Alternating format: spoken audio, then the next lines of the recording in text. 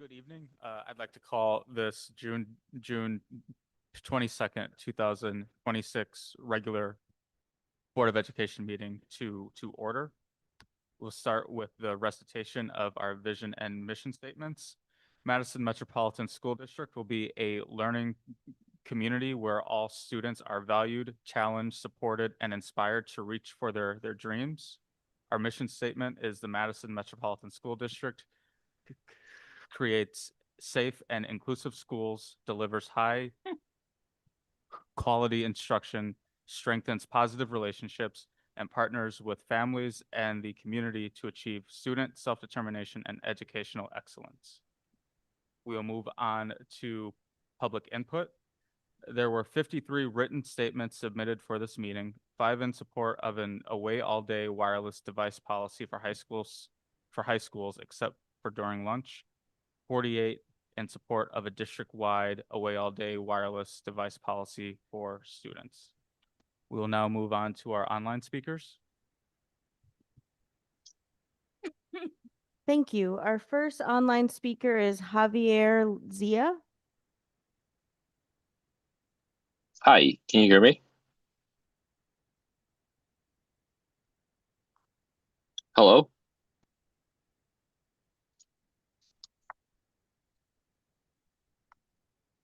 Hello, can you hear me?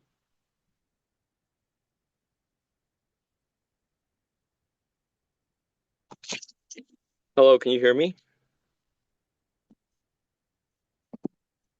Hello?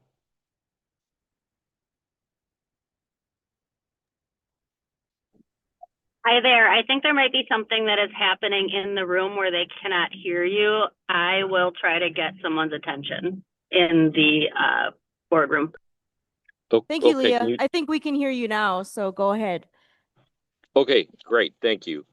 Hi, my name is Javier Zaya. I am a Madison resident, and I'm here tonight to provide a data-driven perspective on the proposed 8.3 to 8.5 property tax levy increase. I want to state firstly that I am a pro-school person. I want the absolute best for all the children in Madison because a strong future is built entirely through quality education. But wanting the best for our schools does not mean we should abandon fiscal restraint or sustainable stewardship. It is a misconception that this district is facing a scarcity of funds. The sequential data from the Wisconsin Policy Forum shows an immense influx of local taxpayer cash over a very short window. In the 2025 fiscal year, the passage of the 2024 referendum injected an immediate $30 million into the operating budget. In the 2026 fiscal year, the property tax levy was increased by 20.4%, the largest tax hike this city has seen in more than 3 decades, adding an additional $39.9 million to the budget. Tonight, for the 2027 fiscal year budget, the proposal seeks another $39.9 million property tax levy increase. The district has successfully secured massive compounding revenue increases year after year, even while long-term public school student enrollment has experienced declines. We are caught in a damaging cycle. The state sits on a multi-billion-dollar surplus, yet state leaders fail to finalize a K-12 funding deal that would have cut tonight's proposed levy increase in half to just 4%. It is completely unfair for local Madison residents to constantly foot the bill simply because state leaders fail to redistribute these surplus funds.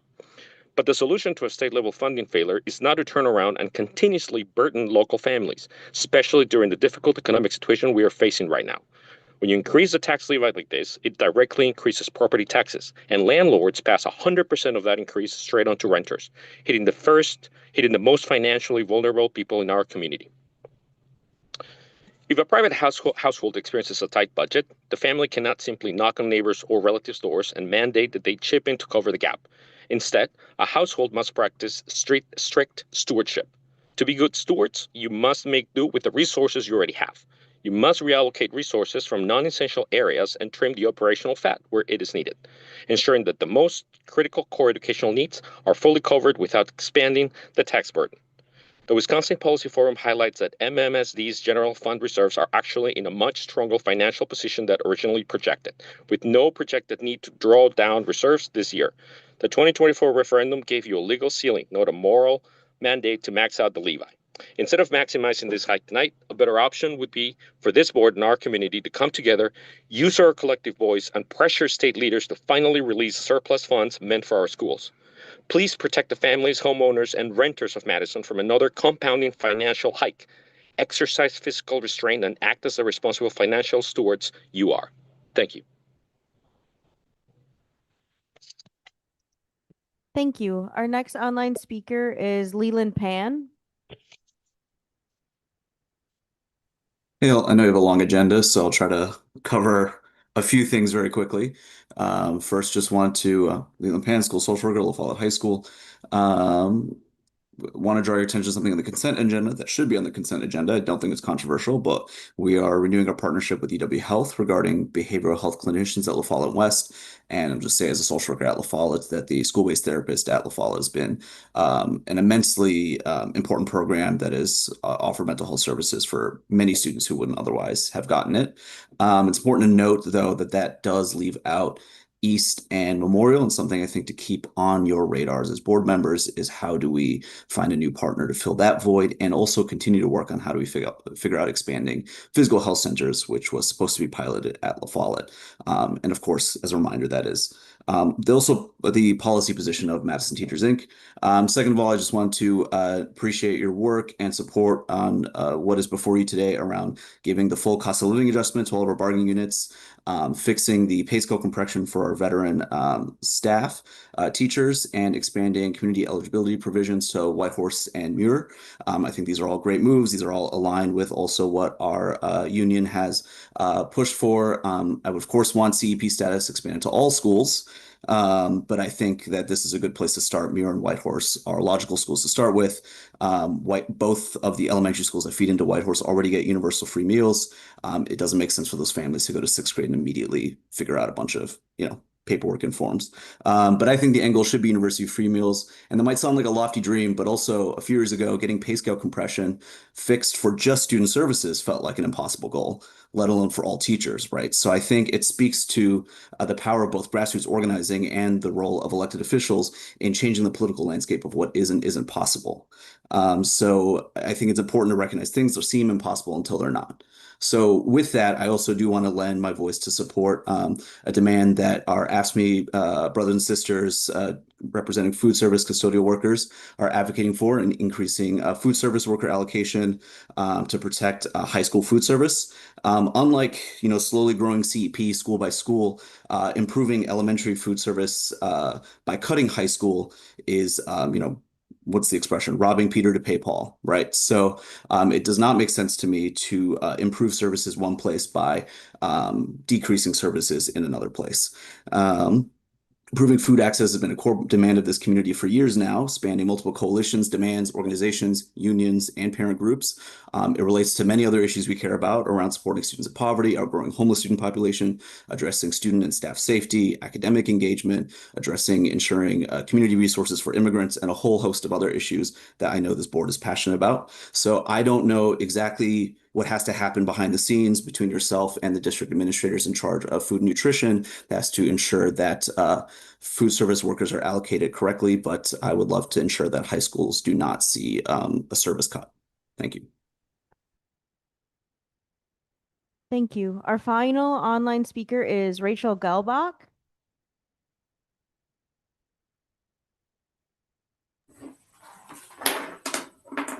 Hi. Thanks for your time. I'm here to voice my opposition to the proposed cell phone policy and ask that the board revise the policy to an away all day policy for K through 12. If we can pause for a moment and forget about all of the data and news that we're hearing around this topic, it can feel really overwhelming. And just pause for a moment to focus on logic and human relationships. I think that provides a lot of clarity in the conversation, particularly when we think about our very own teachers at MMSD telling us that the current policy does not work. in the high schools. And the current policy that you are voting on tonight in the high schools is basically the same. It's the same thing that they have been working with. They really need you to implement a policy that creates a physical barrier between students and their phones, and then additionally require administrators to follow through on the tiered disciplinary approach. It does just make sense that a physical barrier in the way of a yonder pouch or storage in first and post-lunch hour classrooms could work really well. And it's an additional support for administrators and students. Like if there's a physical barrier, it makes sense that there would be less intervention needed. I know that this is complicated and layered, but I really do believe that well begun is half done. It's not going to be perfect, but bans aren't perfect, but they're really working. In a study of 40,000 schools that was released by the National Bureau of Economic Research recently, showed that schools with active bans had a big increase in overall student well-being. And these are schools that have had bans in place for 2 years. So it's just, you know, I know it's complicated. I appreciate all the work that you all are doing and the conversations that you're having. And I really hope that you will consider taking that extra step to revise the proposed policy and make the necessary changes to support our teachers and our students. I'm really worried that we're going to lose the good ones if we don't. Thank you. Thank you. That concludes our online speakers. Transitioning to in-person, our first in-person speaker is Aaron Stegner.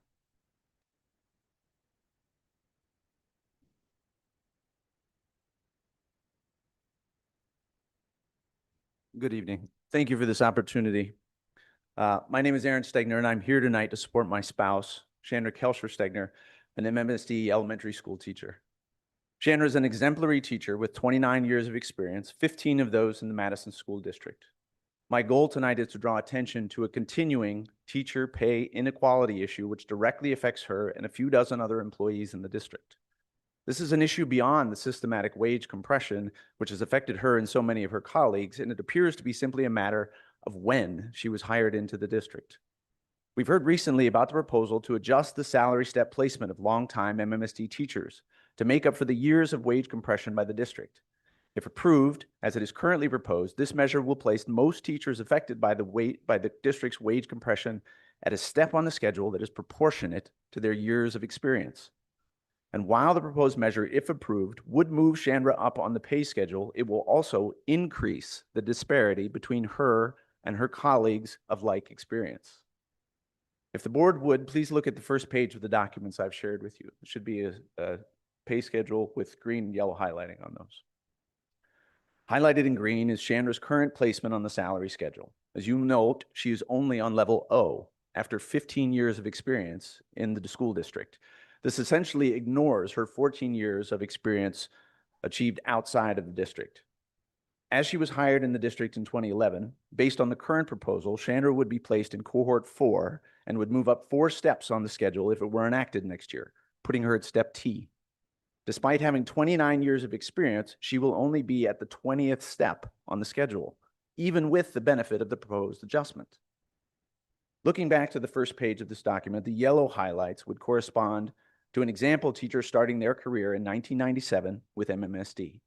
Although they would have both started teaching at the same time, Chandra would still be 8 levels below this example. Under the proposed measure, this teacher would be placed in cohort 1 and would move 7 steps on the schedule compared to Chandra's 4. That increase would move them from level V to level DD. That's the 30th step this coming year. The example teacher would then have the same level of experience as Chandra, but would be 10 levels higher on the schedule. If you would, please turn to the second page of that document. Chandra's current placement is again highlighted in green. The yellow highlights on this page correspond to a teacher who started teaching in 1997, but did not start teaching in MMSD until 2017. As has been the district's practice over nearly the last decade, all 20 years of their experience would likely have been acknowledged upon hire, and they would have started MMSD at level U. This teacher would not have been subject to wage compression and would not be moved up on the schedule with the approval of the proposed measure. Nonetheless, this individual would be promoted to level DD this coming year, also corresponding to their 30th year of teaching. MMSD has underpaid scores of teachers for years, but wage compression was not the only method by which they shortchanged their employees. If the board is really going to make this right, they must also insist that MMSD acknowledge all the years of documented teaching experience of all their teachers. Thank you for your time. Thank you. Our next speaker is Chandra Kelshner Stegner.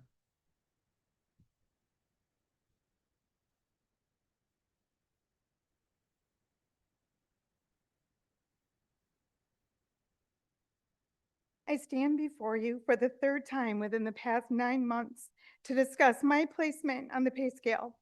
Last September, I began my talking points with, quote, "Many of my colleagues are here tonight to discuss wage compression, but my story is different," unquote. That remains my talking point this evening.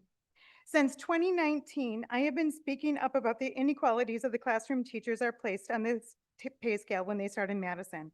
For several years, I have been trying to get caught up with my peers of similar experience. The proposed wage compression fix actually makes a bigger gap between teachers and my position and our peers. Had I been in MMSD at the start of my career in '97, I would be moving 7 steps on the pay scale and be on DD this coming year. Or had I waited to come to Madison until 2017, I would have started at level U, indicating my 21st year of teaching, and I'd be moving to level DD this coming year. Both scenarios would put me at DD. Simply put, I applied to the school district the wrong year. And that is not a justifiable reason to not adjust my placement on the pay scale now. I recently questioned HR about my placement on the pay scale, and the response was, quote, "Levels on the salary schedule do not historically or currently equate to years of service or years of teaching experience," unquote. Yet classroom teachers new to the district are being placed on the pay scale that aligns with their experience. Last year, a classroom teacher was hired at level BB, indicating her years of experience.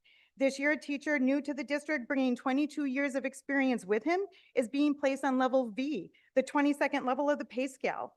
Both of these teachers received all of their years of experience as they should. Can someone explain to my daughter, who's behind me, why there are classroom teachers in Madison with less experience than her mom, yet they're higher on the pay scale than me? Can someone explain to my husband why the district says teachers are not placed on the salary schedule according to their experience, when the proposed wage compression fixes will indeed align their placement on the pay scale with their year's experience? In closing, on June 24th, this Wednesday, I will turn 52 years old. That puts me just 3 years away from my earliest retirement, and everyone in this room knows the significance of those last 3 years. I was told that the district was going to fix the steps in the salary schedule for people closest to the retirement, but the proposal puts me 10 steps behind my peers. That's $10,000 behind. I should not have to work 10 extra years in order to catch up with my peers. I lost 14 years experience coming to MMSD. Moving me 4 steps still puts me 10 steps behind. Please place me on the pay scale along with my peers as we enter our 30th year of serving as classroom teachers. Thank you. Thank you. Our next speaker is Jeff Carlson.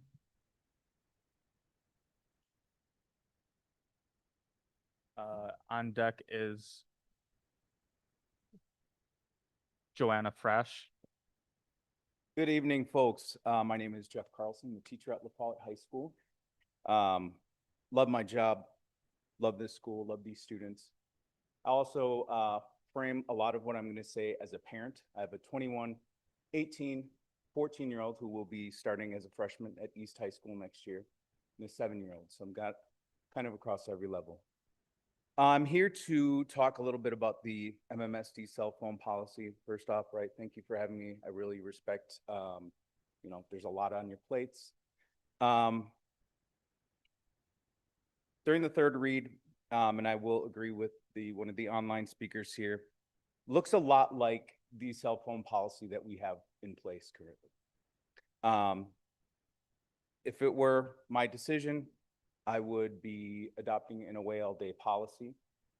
I do appreciate the desire for members in the community and of the school board to want to allow students to have access to their phones during passing time. For me, right, we're trying to challenge young adults. The idea is to trend toward losing less minutes of instruction, taking some of the pressure off of the teaching staff, something that is equitable, based on data, logical, feasible, which is another thing. We have a loss of staff, floor staff.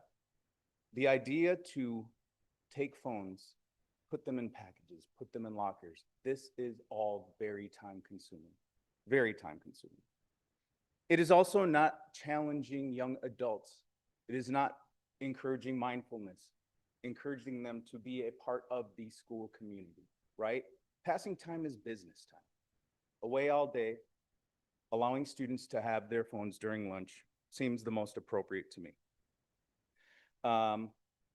In addition to allowing students to keep their phones during certain chunks of the day, we have implementation differences, inequalities from different staff, regardless of what their intentions are, right? Which is hard to get data on how we are performing, how we're adding to instructional minutes. I believe it's our responsibility as parents and teachers and district leaders to help young adults from themselves in some cases, right? Section 42 and Section 2E in Act 42 states, nothing in this subsection prohibits a school board from adopting a policy relating to the use or possession of wireless communication devices by pupils that is more restricting than what is required under this subsection. With that, I have been doing a little research on my own, talking to an organization called Locked In.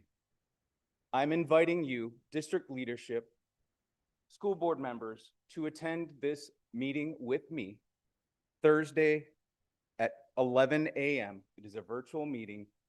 This is policy guidance for 52 of the largest districts in the country right now that are using this program that, with data, has given instructional moments back to teachers.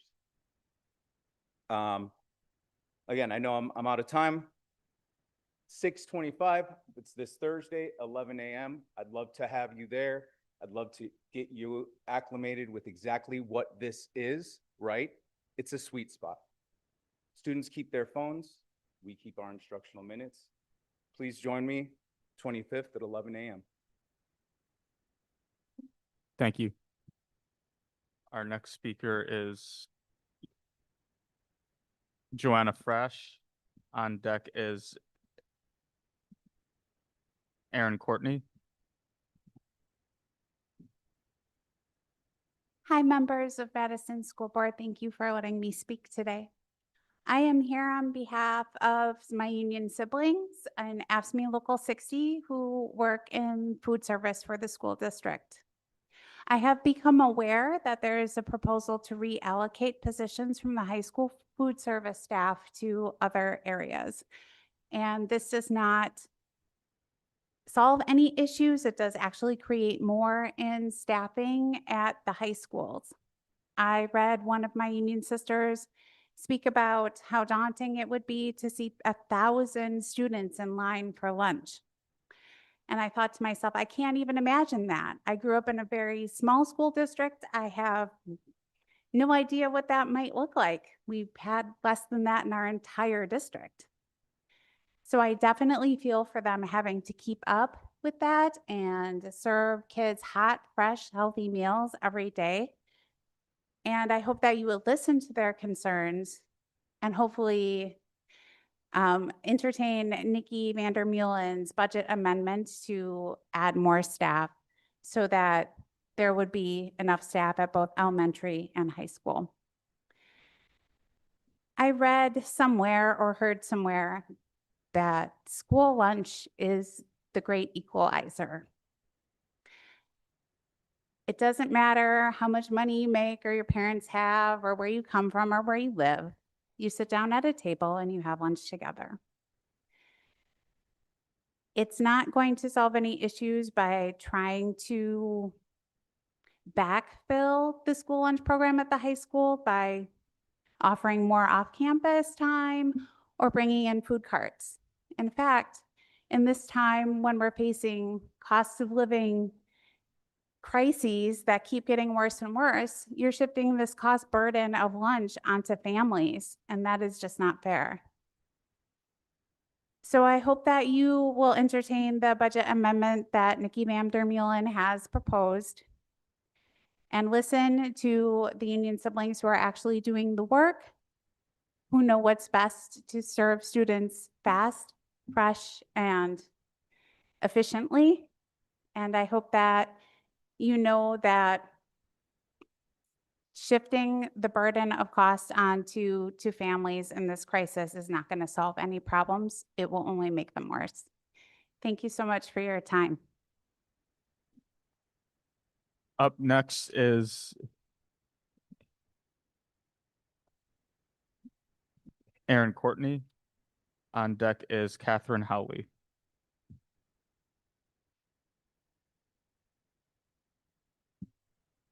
Hello, and thank you for welcoming us here tonight. I am here to oppose the current policy under proposal, and I'm going to tell you a little bit about myself and where I think this issue is going. In March, I kind of hit a wall and was going nuts because of the experience my child was having in school with technology. So I called the district and I didn't get any answers. I emailed the district and didn't get any answers. I talked to the teachers and got shrugs. So then I decided to call the media and see if they would look into this issue. And I heard that there was a school board member running on this very subject. And she pointed me to the article that she'd written about it. And before I knew it, in April, I met Amy, who's now founded Parent Check on Tech. So since March, where we stand now on this issue of technology in schools, specifically cell phones, smartphones, and schools, is we have 35 states in the US that have some form of smartphone or cell phone ban on the books at the state level. We have seen dozens of headlines about this topic from everywhere from local news to the New York Times. It's inescapable. My social media feed, probably because the algorithms know what I'm interested in, but it is clearly a huge issue. We have 40 countries that are considering or enforcing social media bans, which is an attendant issue. And right now, as it stands, I believe we have 220 members of Parent Check on Tech. That's since I don't even think the organization was even official informed when I met Amy in early April. The momentum is heading in the direction of taking a strong stance on this issue. We're no longer going to be cutting edge, which we like to be cutting edge in Madison. We like to be on the vanguard at the forefront of issues that matter. The risk now is that we're going to be left behind, that we're not going to be part of the vanguard that is making an important change for our kids in schools. So please, away all day, take a look at lunch. We can do this. Thank you. Thank you. Up next is Catherine Howley. On deck is Mary Johnson.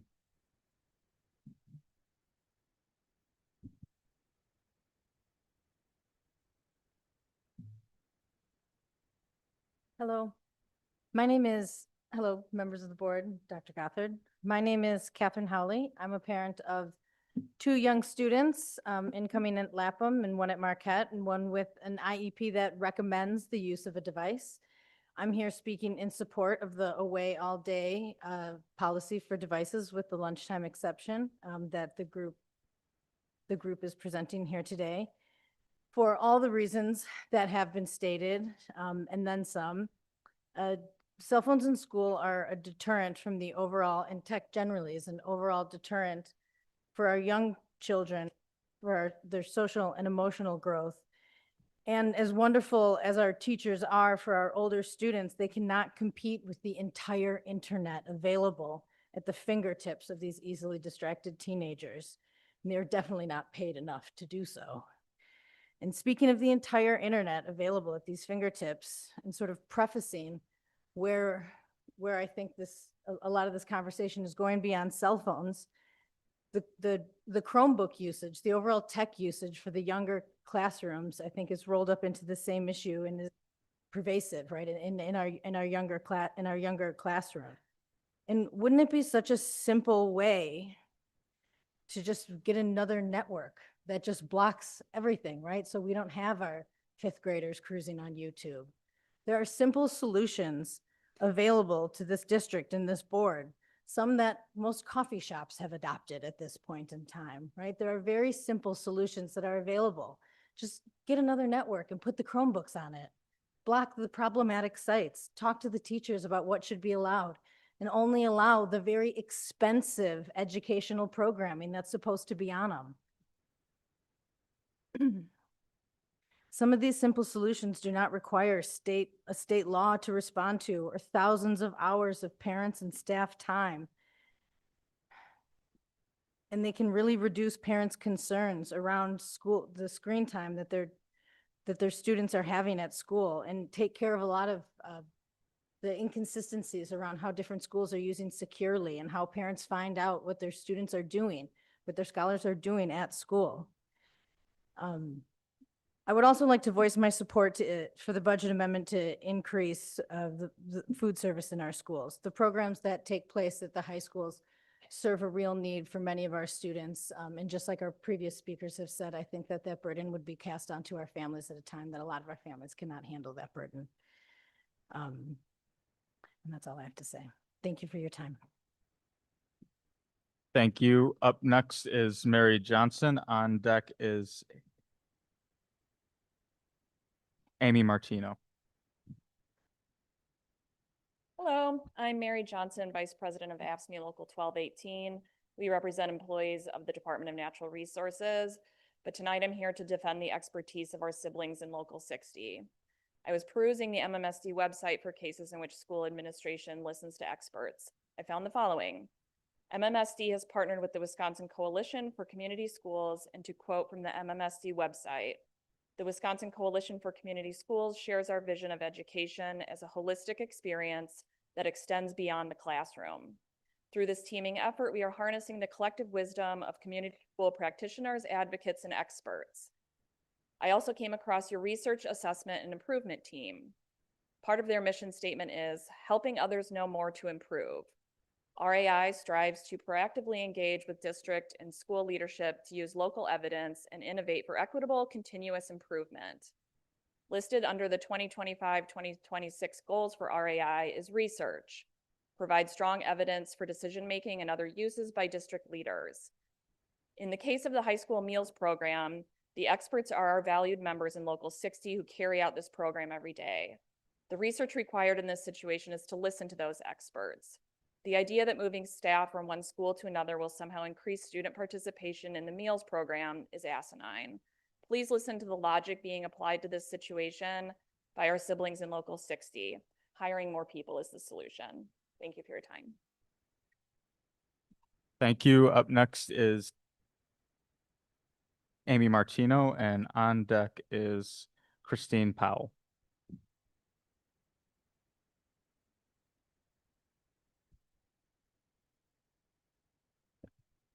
First, I'd like to provide input for the 2026-27 budget.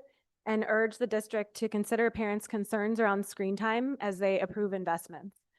Although the district recommends 0 screen time for kindergarten and first grade, it has continued to pay for one-to-one Chromebooks for early elementary students, well past when they needed them for virtual school during COVID, and the price of Chromebooks is going up.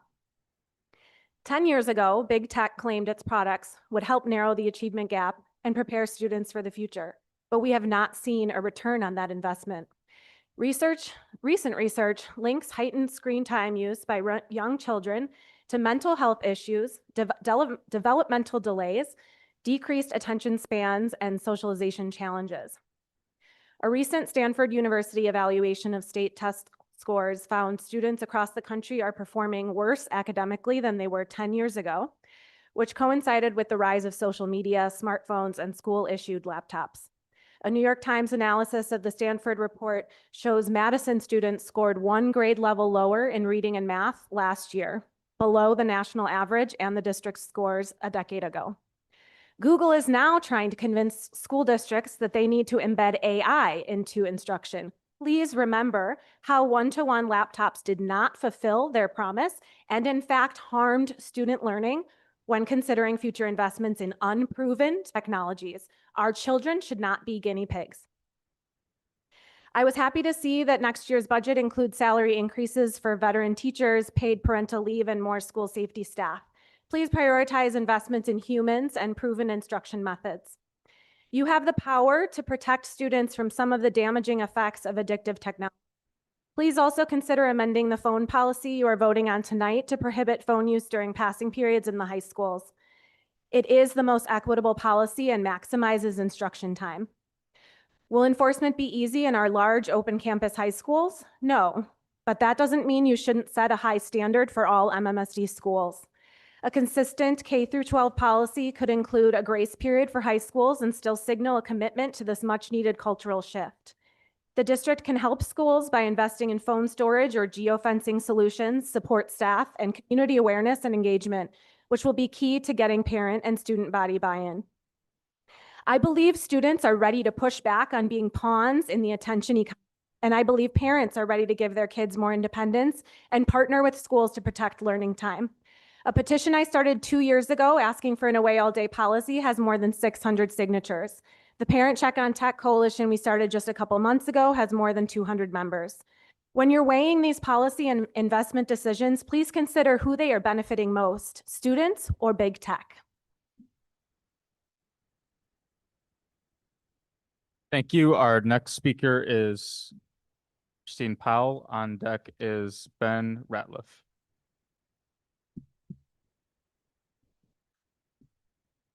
Hello, my name is Christine Powell. I am a AFSCME member come here to support my local siblings in Local 60, but I'm in Local 6000. I work for the City of Madison herding garbage trucks.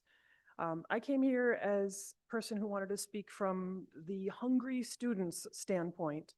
I was raised with a mother on Social Security disability. I went to 3 different high schools in 2 different states. The places where we had an open campus, but no actual good lunch program other than the expensive get fried food unhealthy thing, I didn't eat then. I would go off campus and not eat. Schools where I moved to in Minnesota that had affordable, supported lunches, I ate, and I no longer had to depend on Burger King, my shift meal, as being the one good meal I had a day. It's really important to remember that these people who are working to feed our kids, they are involved in a way sometimes even more than a parent is. Like, we need to make sure they eat. They're there to eat. The parents are not there. They need to make sure that the food is good and the kids want to eat it. We're not going to do that if we don't have staff. So I'm asking people to please consider supporting Nikki Vandermeulen's budget proposal to fund some staff positions and reading into the subject matter, like expanding the CEP program so people have just free lunches without baggage. You don't have to stand in a second line, which I definitely did in one of my schools where all the poor people had to stand, or get a different tray color than everyone else. Like, kids need to eat so they can think, and so they can, sometimes have a good meal at home, but maybe they don't. So just keep in mind that it's not just about the budget, it's about the whole kid. Thank you. Thank you. Up next is Ben Ratliff. On deck is Eric Baum. Members of the board, thank you. I'm Ben Ratliff, staff representative with AFSCME Council 32. I'm also here to speak against the plan to reallocate kitchen staff away from the high schools. As we've been in these discussions now for a few months, bringing forth what members have been saying about the impacts, the negative impacts this is going to have on their ability to continue serving a variety of meals and healthy meals. Food service management is moving ahead with this plan to move staff out of the high schools. Right now, what we know is there's one staff member being moved out of La Follette who works about 18 hours a week. One staff member being moved out of Senate Middle School at 16.5 hours a week, and 2 staff being moved out of East at about 58 hours a week. At La Follette, they've actually already lost someone as a result of this move, who left. This was our person who had a background in baking, who was already considering leaving because they never allowed her to bake. She was never given the time or the ingredients, despite having the skills and the equipment to do so. Another one of our members has been told when she was informed where she would be relocated, that was 20 or 30-minute drive from her home, which she says is going to make childcare very difficult and adding to her travel expenses, of course, and she's having a really hard time justifying those added expenses and difficulties as a part-time employee. A couple of our staff were actually offered promotional opportunities in order to move and passed on them in order to stay at the schools where they're at. So before this reallocation's even started, we're already losing people.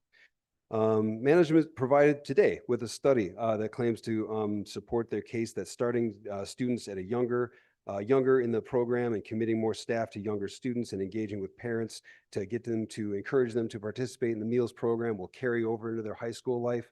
We have no doubt that has something that has some validity. But it really doesn't take a whole lot of digging to find studies and advocacy from the experts at UW-Madison and elsewhere that almost universally point to several other important factors. Investments in staffing, in training, and in equipment. Student familiarity with and cultural sensitivity of menu items. There seems to be a substantial jump around the country to student participation when schools embrace or are moved into CEP programs, and scratch cooking quality foods. We have equipment in our kitchens, and we've emailed you a small list of that equipment that have been sitting idle for years and our members have been, and kitchen staff have been trying to get these things fixed that will allow them to cook meals in a shorter amount of time. They've been ignored. Where management, we feel, are not currently listening to staff who are trying to use what little resources and flexibility they're given to cook the meals that they know the kids will eat. All this really comes down to ensuring that there's more bottom-up communication and that people are listening to workers when they say they need the help they need. We're asking you to stop this reallocation, keep those high school staff in their high schools, support. Thank you, Nikki, for offering up a budget amendment to add 3 full-time workers to the staff. Keep looking into those CEP programs. Apparently, they're very successful, and we hope that you'll encourage administration, building management, and principals to work together and listen to these workers. This is going to be a long fight to turn this ship around, and we need all hands on deck. Thank you. Up next is Eric Baum. On deck is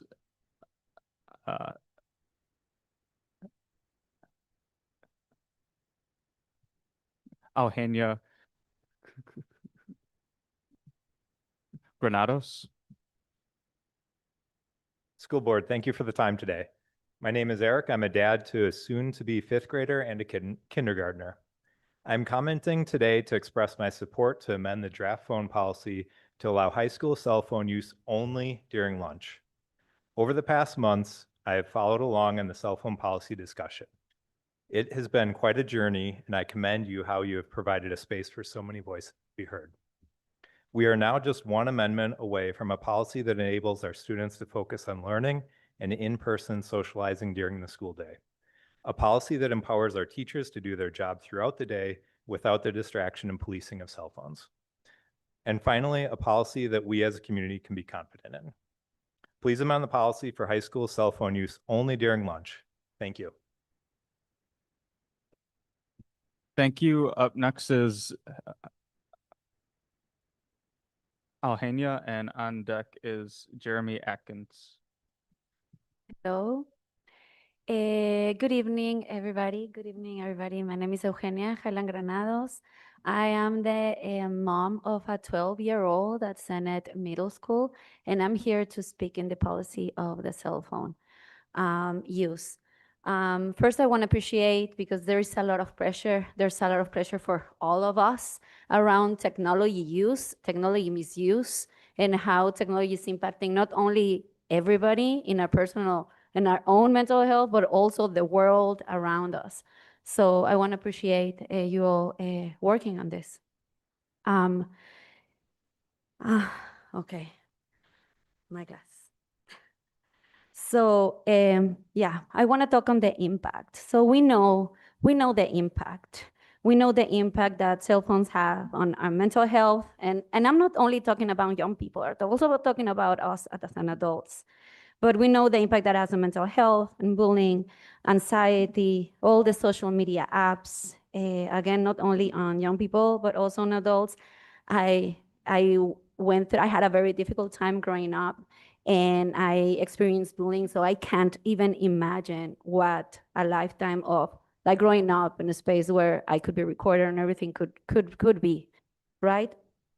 I also feel the impact on teachers on competing with phones for attention. When we know that what phones are giving us is dopamine, so it's even a different part of our brain. It's not fair that teachers have to compete for attention with cell phones. I also want to acknowledge the impact on parents and our concerns of the use of technology, on impact on the world. I also want to speak on what I see in the policy as a way to respond to, which is a progressive discipline. And we know that progressive discipline impacts the students of color, students from marginalized populations. So I am concerned about that being the way that cell phone use will be kind of like responding on the misuse of it. Because we adults, we did this. We put phones in the hands of students. I think that just going like without having consensual voices of all people who are being impacted by what we are living is not going to be successful in the way we're going to be implementing. I agree that, we shouldn't be having cell phones all over. Like my daughter tells me, like, just leave your phone, pay attention to me. I do it, no? My daughter, she's as I said, 12-year-old at Standard Middle School, and she did when she was in Nuestro Mundo, she did a whole research project on cell phone use and technology and the impact on adolescent development. And she learned on her own all that. And now she's the strong advocate on the, not use your cell phone at school and all these things. I also believe in our students' voices and their ability to learn and understand the impact that that the technology is having in in all of us. I do believe that students' voices should also be in the conversation. I know that we are doing this to protect our young people, and yet we should, because we actually gave them the phones, but we also need to hear their voices. And there's something that is missing, that is giving, that we also need to listen to. What is those connection spaces that we can also offer? And the resources that need to be put to tend to their wellness and the wellness of our staff. Just going cold turkey like that, I'm worried about the impact that the discipline on young people who will rebel against like that. I know what will happen. I'm worried about that. So yeah, those are my words. Thank you so much. Thank you. Our next speaker is Jeremy Atkins. On deck is Amber Chonsky. Amber Chonsky. Good evening. I'm a parent in the district. As of next fall, I will have 7 kids spanning 4K through senior year, so you might say I'm invested. I want to begin by acknowledging the time and energy this board has spent the last few months discussing this policy. I also want to acknowledge that parents are the ones who have created this problem.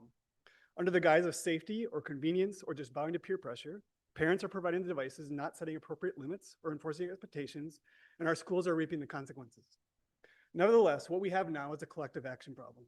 It is not enough for concerned parents to implement individual changes or for students to choose to curb their respective use. The path forward is for this board to implement a comprehensive, equitable pro-student and pro-teacher policy that ensures that all students can engage, focus in the classroom and engage with each other out of the classroom. The current policy as proposed accomplishes neither. I've had three main points of frustration with the process thus far. First, it seems like the administration decided to do what was easiest. While it's true that this policy is better than nothing if a school did not have a policy, it's hard to fathom anyone thinking in a vacuum that simply asking students to keep their phone off during class time is the best policy we can come up with. The foundational questions we should start with are, how do we ensure that all students have the best possible environment in which to learn? And how do we support teachers in educating their students? And often away during instructional time policy is a really bad answer to those two questions. Second, a lot of the discussion has been around exceptions and what ifs and challenges to eliminating devices. I would point out that exceptions by definition are meant to be exceptional. You don't create a standard for the sole purpose of handling the exceptions. We're also not blazing a new trail here, as others have referenced. Milwaukee is bell to bell. The entire state of Texas went bell to bell last year. Surely there are others who have already figured things out and we can stand on their shoulders. Lastly, there's been an attitude of this is just the way things are and we need to make sure students are ready to be in the real world, which I completely reject. That's the way the world is an excuse used by those who lack the imagination or courage or tenacity to make the world a different place. When Jonathan Haidt was writing Anxious Generation, he never imagined how much impact that book was going to have. But look at what has taken place since then. Countries are banning social media. Governments, big and small, are implementing bell-to-bell policies. In the US, states and districts across the nation are doing the same. It's incongruous for a city that prides itself on being progressive to be such a laggard in this area. You've heard from many voices throughout this process. I could be wrong, but I don't think there's been a single written or verbal comment in favor of this policy. Elected representatives should heed their constituents, listen to the parents and teachers who have spoken up, or even my own kids. As my wife and I have talked with our two oldest, who have been at Gillespie Memorial, they've confirmed that students commonly have their phones out during class. As my 14-year-old son says, teachers could call support, but nothing changes. The parents don't care, and it's always the same students, so what's the point? An off-one-way policy has not worked, and it will not work. We need better. I urge you to reject or amend this policy. Thank you. Our next speaker is Amber Chonsky, and on deck is Jackie Shore. Hi, good evening. Thank you for having us tonight. I've followed along with this since the beginning of the year. We were just commenting. It was winter the first time we came and spoke to you all, and now it's summer and we're hot. I will keep this short and sweet. My name is Amber. I am a mother to an incoming 8th grader and an incoming 4th grader, and I oppose the current proposed wireless device policy as it is written for high school students. I support a full away all day policy and urge you to revise the proposed policy to reflect that phones must be stored all day at the high school level. It can be done and should be done to eliminate distractions in the learning environment. We know other districts with high schools big and small are making it happen with success. Listen to teachers, listen to parents, and revise the policy tonight to the most equitable one that takes phones out of students' reach all day. Thank you. Thank you. Our final speaker tonight is Jackie Shore.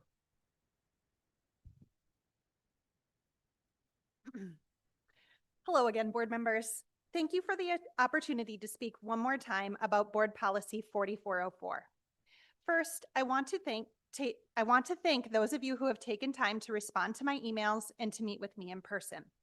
This decision is an important one, and from your latest work group meeting, it is clear that most of you are taking a nuanced look at what is truly best for today's students and teachers. The discussion that you had around what is best gives me hope that tonight you will amend Policy 4404 to require that cell phones be off and away all day with a lunchtime exception at the high school level. I heard several of you express concern that off and away at the high school level is impossible to enforce. The thing is, there are options that will take much enforcement out of teachers' hands. Like Jeff Carlson told you, there are apps that administration can use to lock cell phones during the school day. There are pouches that allow students to keep their cell phones without having access to them. And this district has exceptional employees who, with time, will come up with solutions that work for each high school. There is no one-size-fits-all answer, but there are solutions if you are willing to find them. My message to you today is this: please don't let perfect be the enemy of good. You're right. Implementing an away all day policy on day one of the 2026-27 school year might be unrealistic at every high school. But that doesn't mean you as a board should create a second-rate policy.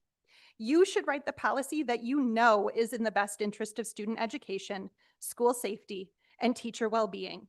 And you should allow time for that policy to be implemented. Yes, this school year, some schools may only be ready to enforce an instructional time ban. But writing a policy that requires the bare minimum sets the bar low. Please, instead, write a policy that sends a message that MMSD values achievement and well-being and gives schools and administrators an adjustment period to meet your standards. I wouldn't ask a fourth grader to read Toni Morrison, but I would expect that they will one day. In the same way, I don't expect every school to have a foolproof plan in place in 70 days when school starts again. But I do expect this district to help high schools get to that point, because we know that taking distractions away from students will help them develop academic and social skills that will serve them and this community for the rest of their lives. Tonight, you have a chance to do what's right. Please take it.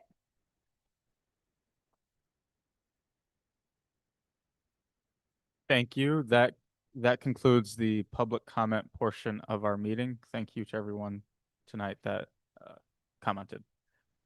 Moving on to the approval of minutes. I move that the Board of Education approve the minutes from the regular meeting dated May 18th, 2020. Can I get an advisory vote? Aye. Oh, second. Second. All right, your vote. Aye. Any comment? All those in favor? All right. Moving on to the board president's announcements. Okay, first, celebrating our community. As a firm supporter of Madison's vibrant LGBTQIA+ community, MMSD and the Board of Education are pleased to celebrate Pride Month. Southside community members gather to celebrate the official ribbon cutting and renaming of Lori Man Carey Elementary School, showcasing the school's state-of-the-art learning environment made possible through community support. Marquette and Hawthorne Elementary Schools earned the Welcoming School Seal of Excellence, a national designation from the Human Rights Campaign Foundation, recognizing schools that foster safe, inclusive, and affirming environments for all students. MMSD is pleased to again partner with the City of Madison to provide free bus passes for students in grades 6 through 12 for use throughout summer break. Celebrating our staff. MMSD celebrated outstanding leadership and service through its inaugural People, Purpose, Pride, Building for the Future Leadership Awards, recognizing staff and community leaders whose dedication, vision, and commitment to students help strengthen schools and advance the district's mission. Award recipients were Senior Strategic Partnerships Coordinator Sonia Spencer, Lincoln Elementary teacher Kristen Fruit, Lakeview Elementary Principal Vang Vu, and recently retired Madison Public Schools Foundation President Melissa Heinrichs. Crestwood Elementary fifth grade teacher Ariane Hooker was named MMSD's LGBTQIA+ Ally of the Year in recognition of her commitment to creating a welcoming and supportive environment for students and colleagues.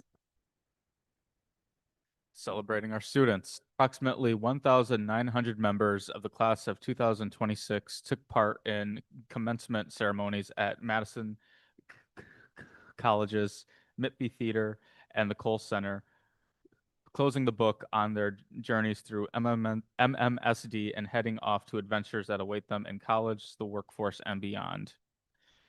51 graduating student athletes from across the comprehensive high schools announced their commitments to continue both their academic and athletic journeys at colleges, universities, and other post-secondary institutions across the country and internationally. 68 graduating seniors from MMSD's comprehensive high schools earned the Wisconsin Seal of Biliteracy, which recognizes their proficiency in English and at least one additional language, celebrates their linguistic achievements, and highlights the rich cultural and language diversity found through MMSD schools. Students from Hamilton Middle School and West High School earned national recognition at the 2026 Science Olympiad National Tournament held at the University of Southern California, with West placing 4th overall in the Division C school competition and Hamilton finishing 20th nationally in the Division B middle school tournament. Other acknowledgements. In tonight's consent agenda, the board would like to acknowledge and thank all individuals and organizations that have donated to the district, especially Ferguson for providing a $10,000 Explore the Trades Skills Lab grant to La Follette High School, the Philip and Edith Leonian Foundation for providing a $7,500 digital photography grant to La Follette High School, and the Willie Street Co-op for donating $5,300 for Mendota Elementary School Summer Garden. Thank you. That concludes the board president's announcements. Dr. Gothard. Thank you, President Castro, members of the board, staff, and community. Thank you for this opportunity. As President Castro already went through several, the wrap-up of our school year was a whirlwind of activity, celebrations, community engagement, and all the things that lead up to the last day of school, a memorable one for sure. One of the celebrations was the renaming, as President Castro mentioned, and ribbon cutting at Lori Mann Carey Elementary School. The gym was packed with community members. In my count, and there's a little bit of, I didn't card anyone, but I did think about it though. There were 4 generations for sure, possibly 5 generations of longtime Madisonians gathered there that day to honor Lori. Very few events that I've been to truly span decades of really engaged community members. And there was such a special significance to a school on that site of the former Badger School, and an area that people for years had been asking to have a school on that side of the Beltline. The turnout was great, and it also is a great testament to Lori Mann Carey. Her deep care investment in children and their success helped strengthen public education across our community, and she demonstrated the importance of believing in our students and how public schools and public education have the power to change lives. We are honored to have a school that recognizes her work and the legacy she leaves. As President Castro also mentioned, we had a great celebration in our first annual, we already have the date for next year, our People Purpose Pride Awards. What stands out about this, and the recipients of the awards were noted, is that TrueStage and other sponsors completely paid for this event. To have community partners that recognize excellence and recognize leadership, we're grateful to have partners like TrueStage and others who came through for us. On to high school graduation. This is our event of the year. It's our Super Bowl, our NBA Finals, or our World Cup. It is the event that brings us all together to celebrate the hard work and dedication of not only our students, but also the staff and educators who helped them reach this milestone. Each of the 7 celebrations was inspiring and unique to our school communities. And here's a short video to give you a look behind the scenes for what it was like at our 7 ceremonies.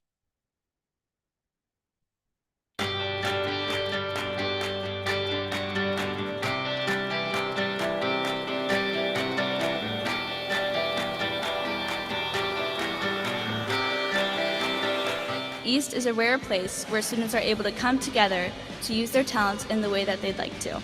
Everyone at East has a home. Every passion has a place. There is no limit to the change we are capable of making.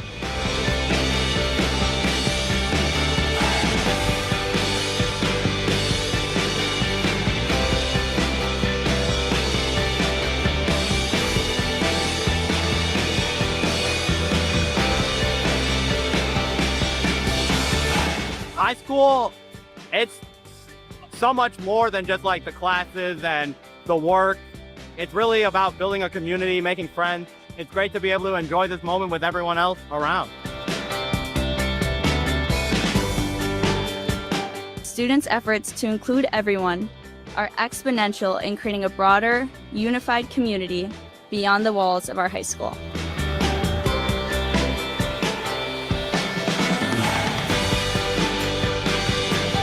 And to my class of 2026, I hope that you are proudly ready to leave high school. And remember that you are not alone and you are not behind.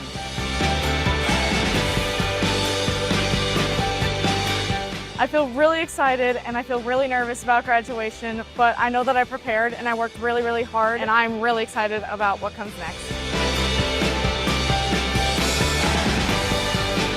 I'm looking forward to enjoying my summer and then heading off to college. I wish you all the best of luck. May your future be bright. May your path remain your own. And if nothing else, may your mind stay ambiguous. Thank you. Congratulations, class of 2026.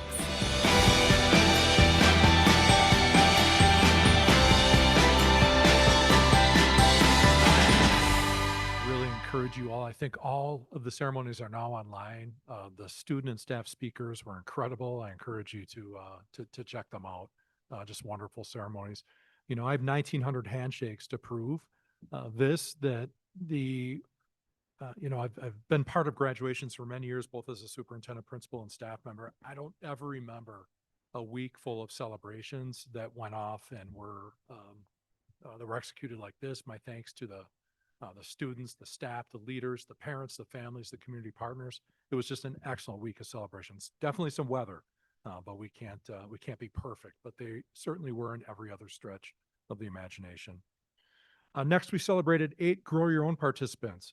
Grow Your Own has been something said many times over the years in MMSD, but this was incredibly special. Madison College students are now moving on to UW-Madison.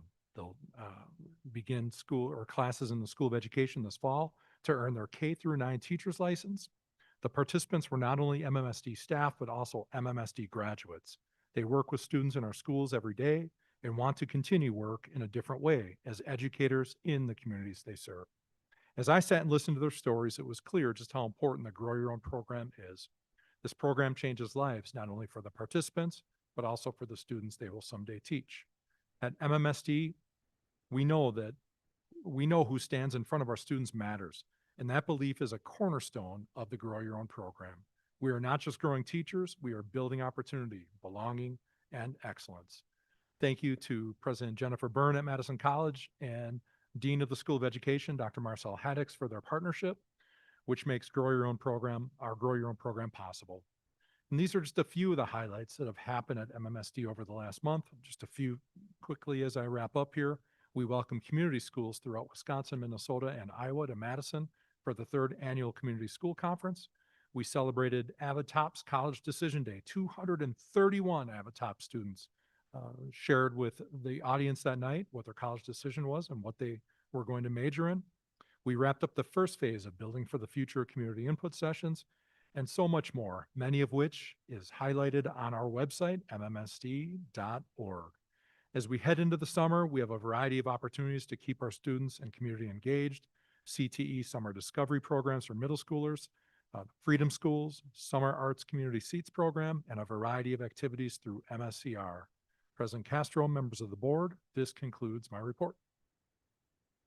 Thank you, Dr. Gothard. We will move on to the report on items that proceeded through the instruction work group. Board Member Nichols. Yeah. So for our June 1st instruction work group meeting, we had our 3rd read of policy 4403, possession of a wireless communication device, and our 3rd read of the new policy 4404, wireless communication devices in schools. We also got an update on family, youth, and community engagement and heard more about that work and what the department is doing. And we have a couple of action items coming forward a little bit later this evening, which are the policy on the possession of wireless communication. We are not having a meeting in July. We will resume the first Monday of August, which is August 3rd. And we haven't completely set the topics for starting for the 26-27 school year, but we will likely be doing something to kind of close out summer school and highlight some of that work at our August meeting. More to come.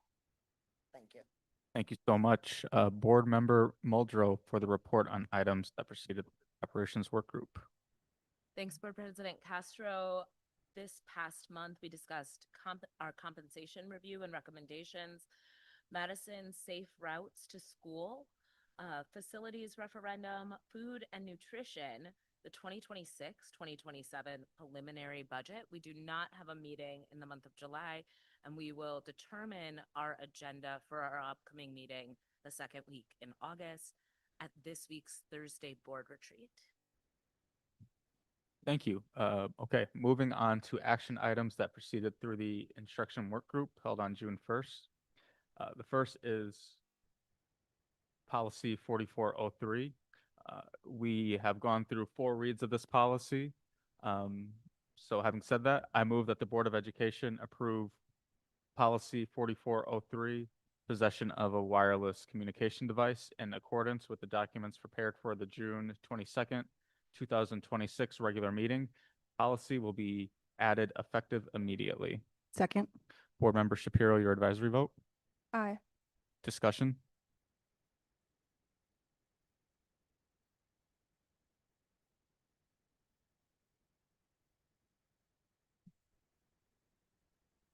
What's that? Okay. All right. All those in favor? Okay. All those opposed? Okay. I'm sorry, I didn't catch that, Board Member Pearson. Okay, that motion carries 7-0. What? Yeah. Okay, that motion carries 7-0. All right, moving on to policy 4404. I move that the Board of Education approve new policy 4404, wireless communication devices in schools, in accordance with the documents prepared for the June 22nd, 2026 regular meeting. The policy will be added effective immediately. Second, Nikki Vandermeulen. Sorry, I jumped the gun there, Chair. Thank you. Discussion. Board Member Mosner-Feltham. Thank you. Colleagues, this is something that we've been working on for many, many months. To give some context and some of my thoughts before I introduce six motions for your consideration. First is on what it means to have question marks around implementation. I want to share with you all that when I have been on school-based high school teams and we have made decisions about sort of like what classroom level or hallway level implementation looks like, that's a process that takes a team of like between like 10 and 15 and sometimes even more school workers, school-based people to figure out how that goes, up to like a month or 6 weeks. And so I feel really comfortable that school teams can do this. I also want to put out there that I believe and intend that we should revisit this policy a year from now to see how things have gone. And I believe that to make this successful, it will be a partnership between students, families, and staff. With that said, I have 6 motions for your consideration. The first is that I move to strike the words "and passing periods between classes" from the last sentence of paragraph 3. Discussion. Board Member Pearson. No, I just have a point of order. So because we have a motion on the floor, are you looking to amend the current motion to add the language? I'm moving to amend the currently proposed policy by striking the phrase "and passing periods between classes." So I'm just asking just a process. So are you amending the motion? Because right now the motion on the floor is to accept the policy as written currently. So it's then you amend, so you move to amend the motion. I'm moving to amend the policy language. Matt, but because there's a motion already on the floor, you have to actually make the amendment to the motion, not the actual policy. So basically what you want to do is what the 6 different ones you want, you need to incorporate them into the main motion because the motion is on the floor and it has already been open and All right. Okay. Um, Revising my motion, I move to amend the motion on the floor. Ay, ay, ay.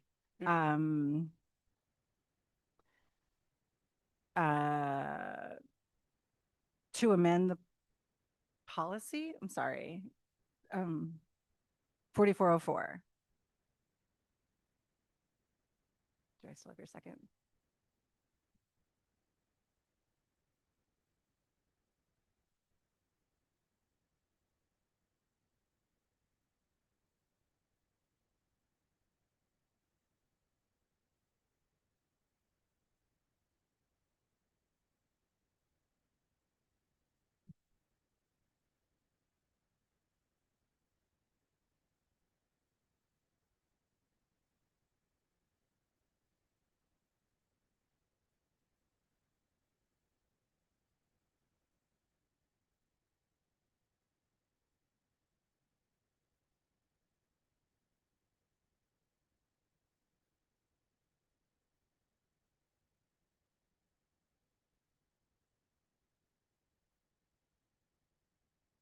All right, trying again.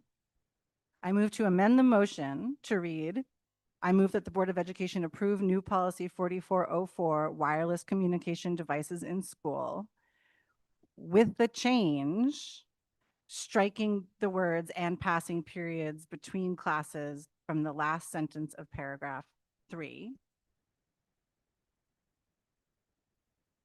No, you just second. I'm Is that the entirety of the motion?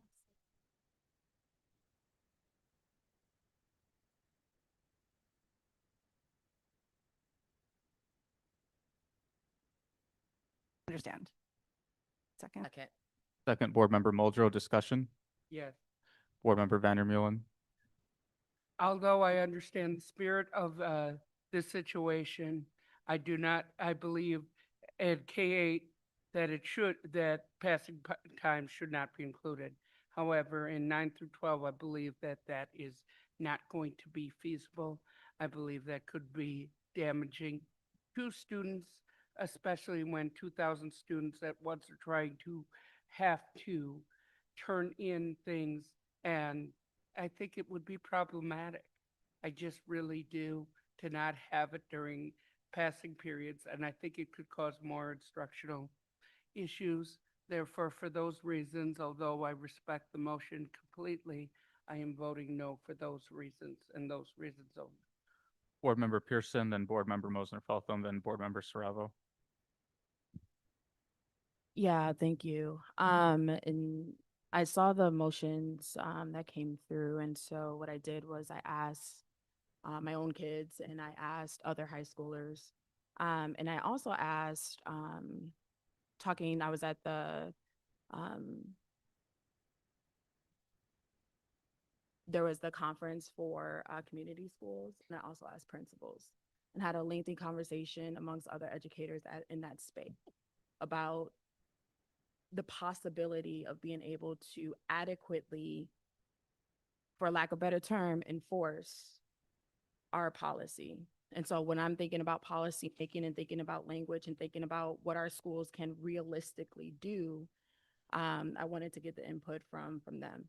So what I would say is that from my students, my children, and other students that I did talk to, I think most students and my kids were also understanding, like, yes, I can turn my phone off during school or during class, totally fine.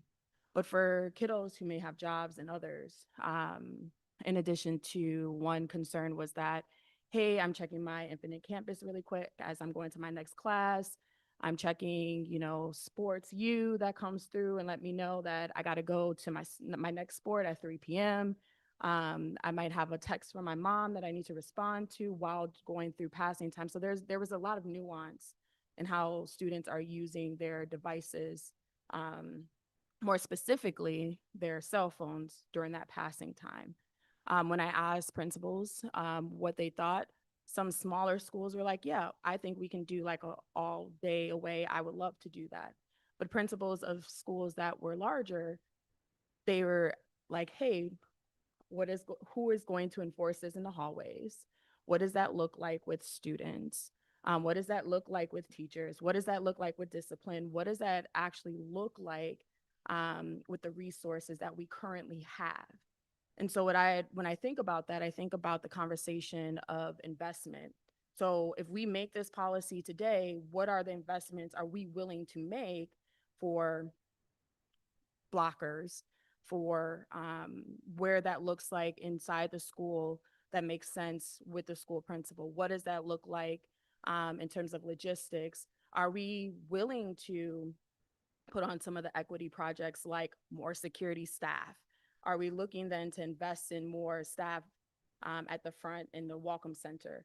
Are we looking to have, hall monitors? So my issue with it right now is that I don't know if we are considering all the nuance and that we have all the investments that we need to make, especially in a tight budget. I understand that there's those pouches, but logistically, if you, even on like YouTube or whatever, you look it up to see how that actually is implemented, how that actually works. Do we have the staffing to actually do it? Do we have the other investments that are needed? And so when I'm thinking about even this small little language, it's not as easy as just saying, let's strike it. I think we did have Elhenia come in and say, yeah, it's not as like we could, but at the same time, I think over time, I think we can get there. But to go just cold turkey, for lack of a better term, and to use that language, I don't know if we are setting ourselves up for success. And I don't know if we are setting up our children for success and then our classrooms for success. I think I've mentioned this before, reaching out to other school board members who have these in place currently, like a away all day policies and more stringent policies and consequences.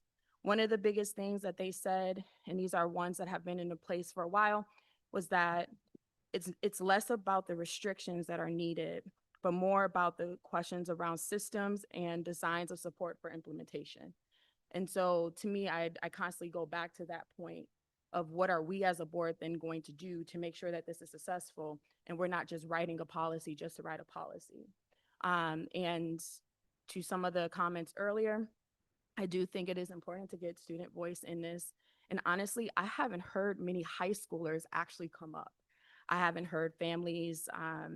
I was looking up on Facebook, trying to find different communities and whatnot to reach out. I haven't heard much from the Latino community. I haven't heard much from the Black community. I haven't heard much from the disabled community other than the board members that are here and some of, their constituents maybe. But honestly, I haven't heard a breath, like a long and latitudinal breath of like all the different communities that we are impacting.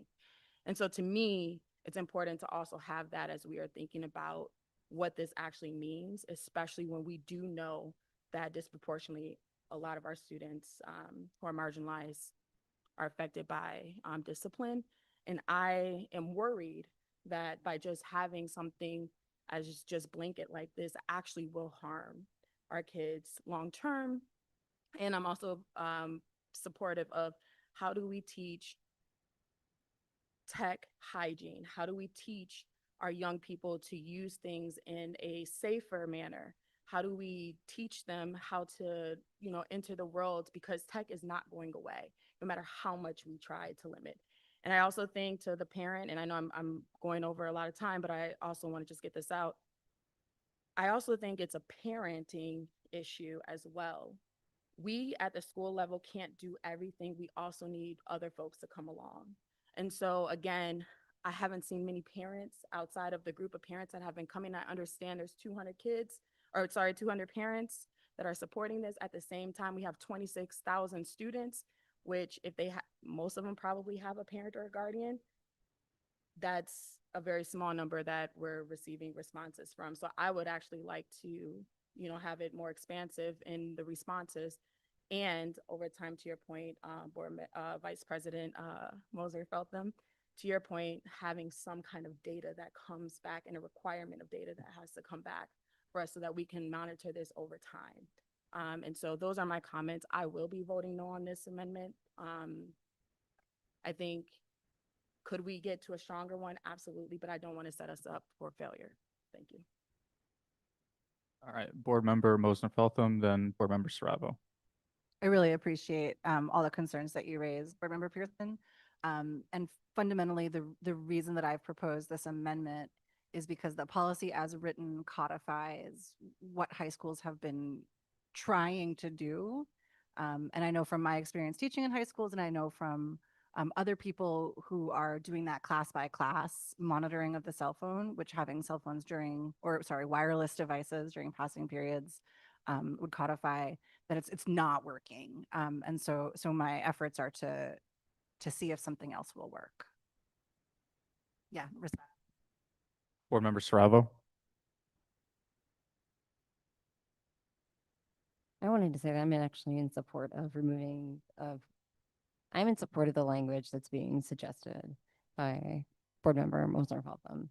I appreciate you bringing it up today. I can't admit there are a variety of options that are available to schools and principals to try to cater to the needs of a variety of students. There's a variety of ways to do it. A lot of students are doing different things with their day. And I can't imagine being a high schooler right now thinking I can pull my phone out every single time I leave the classroom. That drives me nuts. And I have been listening to students. I've been listening to parents. I've been listening to community members. I've been listening to staff. And so I want to thank you for bringing this up to not include, I have passing periods be a time when phones are not out. And I understand that there's a lot of work to do at the different high schools around what does it mean to implement this policy? And that's something that will not be perfect on day one. But I want us to try to do it. Los Angeles School District is doing it, and they have a variety of ways that they're doing it. It is ridiculous to say that we cannot implement policy like this. I think that it's out there. I think it's good for our kids. I think it's good for the students to take up, and it's good for our educators. I think we should give ourselves the chance to be successful at it and to see what it means for our students and to give our principals the tools that they need to give students options on how it is implemented in order to best benefit them and to do their best every single day. So I will be voting in favor of this revision. Board Member Vandermeulen. I respect my colleague Martha Schrevo's views. My other concern on this policy and the no passing time also, and in general on the complete away, is the cost of it, cost of implementation, cost of the outer pouches. The schools that have done it, New York spent $20 to $50 million. LA is currently $1.6 billion in debt. We have a tax problem already, and taxes may go up 8.5%. I'm seriously worried about financially what the impacts are. So I think that would make it even more difficult. As for the passing times, again, I just worry of the feasibility. But I think that I really am loving that the board is having this discussion, because this is the first time I'm really seeing colleagues speaking out passionately on things. And that to me is probably one of the best things I've seen on this. Thank you. Board Member Shapiro, then Board Member Muldrow. I appreciate all my fellow board members taking so much time to review this policy. I think the use of phones in school is definitely a big issue that is interfering with students' instructional time. I do want to add a couple notes from students that I've talked to. I talked to a lot of kids at Student Senate. I believe that they are all from the 4 comprehensive high schools. A lot of them are concerned that they won't be able to communicate with parents or take care of their siblings after school. A lot of them have responsibilities to manage transportation for their siblings or take them to their extracurricular activities or take them to sports. So they are concerned with having this ban during passing periods. So yeah, I just wanted to add that for your consideration. Thank you. Board Member Muldrow, then Board Member Saravo. I've really gone back. I've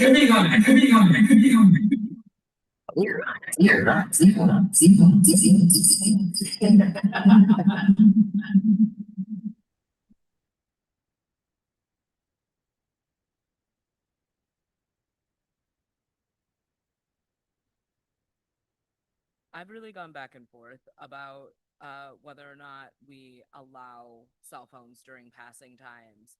And part of what shifted my perspective about our ability to enforce this was that this policy moved away from progressive discipline and emphasized positive reinforcement. And I don't think is going to create a more punitive and hostile dynamic for our students.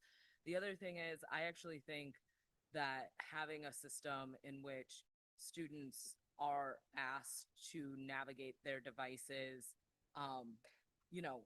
2 times a day in terms of putting them away, actually reduces the disparities in enforcement and creates greater equity by having a pretty uniform standard for our students throughout all time periods. I think we need to address like the cultural phenomena of cell phones. I think if we tell students there's nowhere to use their phone on campus, students are going to use their phone in the bathroom, right? And so I think having designated spaces for students to use their phone, having access to phones in the classroom to be able to contact a parent or guardian or coordinate, transportation for a sibling. I think those are reasonable things that actually did happen before cell phones. And so I think like there is a need to consider how to do this well and thoughtfully. And I don't think anybody on the board is casual about this decision or the impact it has. And at the same time, I think we've worked hard on this policy and ensuring this policy is, not going to be rooted in punitive discipline. And I think that makes me comfortable with saying we want to get rid of cell phones during passing time.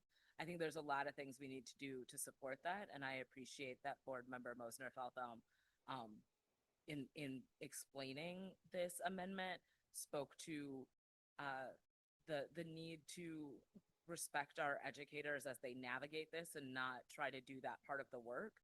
I think we all have nervousness about what it looks like to operationalize this. And at the same time, I think we're trying to create a policy that sets our students up for success and limits the time our educators spend addressing this issue throughout the day. I am hopeful that board members will consider voting in favor of this amendment. I plan on voting in favor of this amendment. But I respect the different perspectives that have been brought to the table in navigating this policy. And I hope we're able to continue this conversation in partnership with our greater community.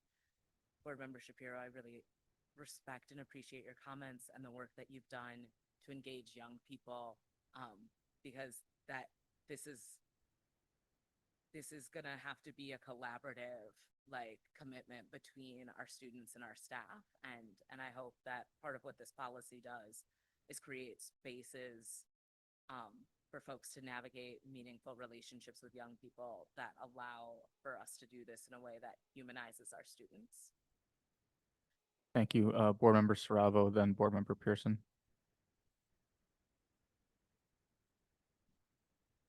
Because my board members have talked about like the financial impact on here, I just wanted to remind that the goal is to not have the phones out, which also means that maybe with positive reinforcement, with uh, having more of an empowerment over your cell phone instead of your cell phone having ownership of you, is that if your phone is completely turned off and in a backpack, might also be an option for some students and for some schools.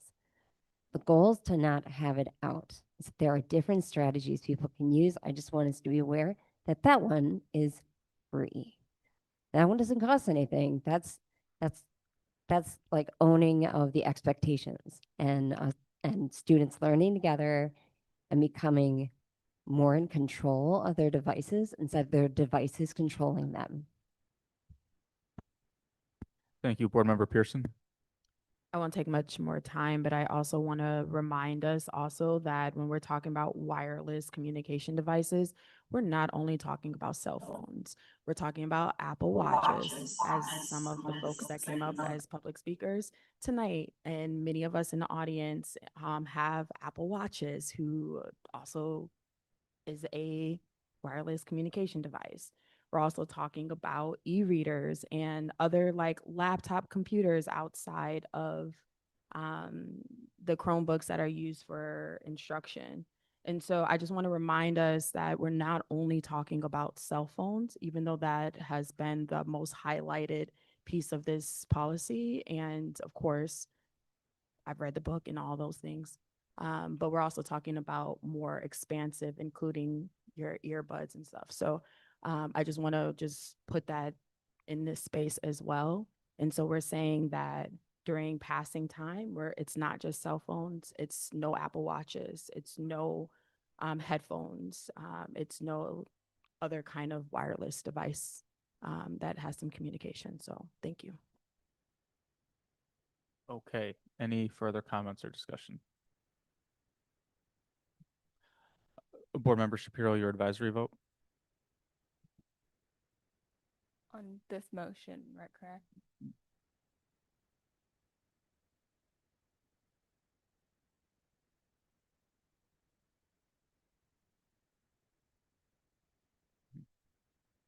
Yeah, this is for the amendment.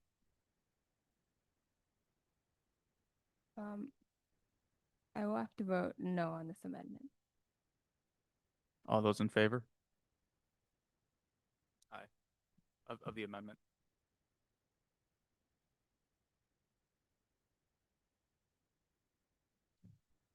And all those opposed? Motion carries 4-3, or amendment carries 4-3. Thank you, colleagues. I move to amend the motion on the floor to read. I move that the Board of Education approve new policy 4404 wireless communication devices in school in accordance with the documents prepared for the June 22, 2026 meeting with the words "and passing periods between classes" struck from the last sentence of paragraph 3 and inserted into the second to last sentence of paragraph 3 between the phrases "classroom instruction" and "assemblies." This policy will be added effective immediately. Discussion. Board Member Moser-Feltham. This slight addition takes us from not mentioning whether or not passing periods are part of instructional time to proactively stating that passing periods are part of instructional time. And so wireless device prohibitions for instructional time would explicitly include passing time. I don't think we need to rehash people's reasons, but just being clear on what this particular motion does. Thank you for explaining that. Any further comments or questions?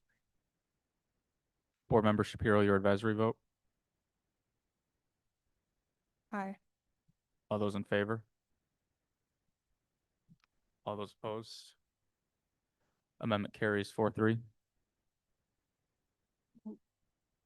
I move to amend the motion on the floor to read I move that the Board of Education approve new policy 4404, wireless communication devices in school, in accordance with the documents prepared for the June 22, 2026 meeting, with the words "and passing periods between classes" struck from the last sentence of paragraph 3 and inserted into the second to last sentence of paragraph 3 between the phrases "classroom instruction and assemblies" and with the phrase "or secured in classroom storage at the start of class and retrieved at the end" struck from paragraph 7. The policy will be added effective immediately.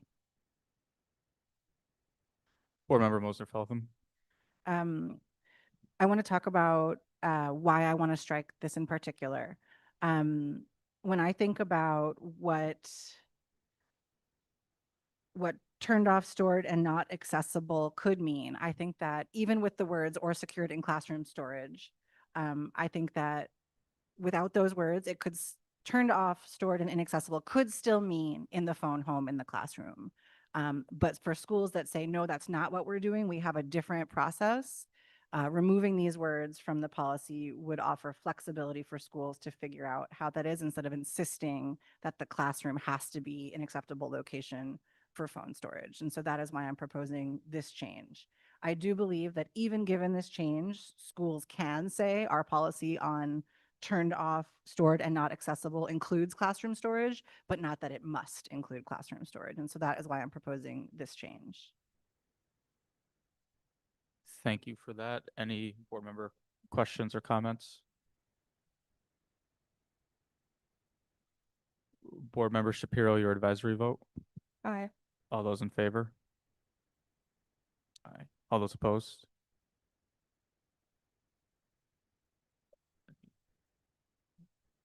Okay. Motion or amendment carries 4-3. I move to amend the motion on the floor to read, I move that the Board of Education approve new policy 4404, wireless communication devices in schools, in accordance with the documents prepared for the June 22, 2026 meeting, with the words "and passing periods between classes" struck from the last sentence of paragraph 3 and inserted into the second to last sentence of paragraph 3 between the phrases "classroom instruction and assemblies" and with the phrase "or secured in classroom storage at the start of class and retrieved at the end" struck from paragraph 7, and with the word "self-regulation" replaced by the word "manage." The policy will be added effective immediately. Second, Board Member Muldrow. Board Member Moser Feltham. This is me being somewhat nitpicky, and I appreciate my colleagues for rolling with me on it. The reason for this change is that I can imagine a circumstance in which the cell phone is not available to the student to self-regulate, but actually managed in a different way. And so that is why I'm proposing this amendment. Board Member Vandermeul and then Board Member Pearson. Forgot to take my hand down. Board Member Pearson.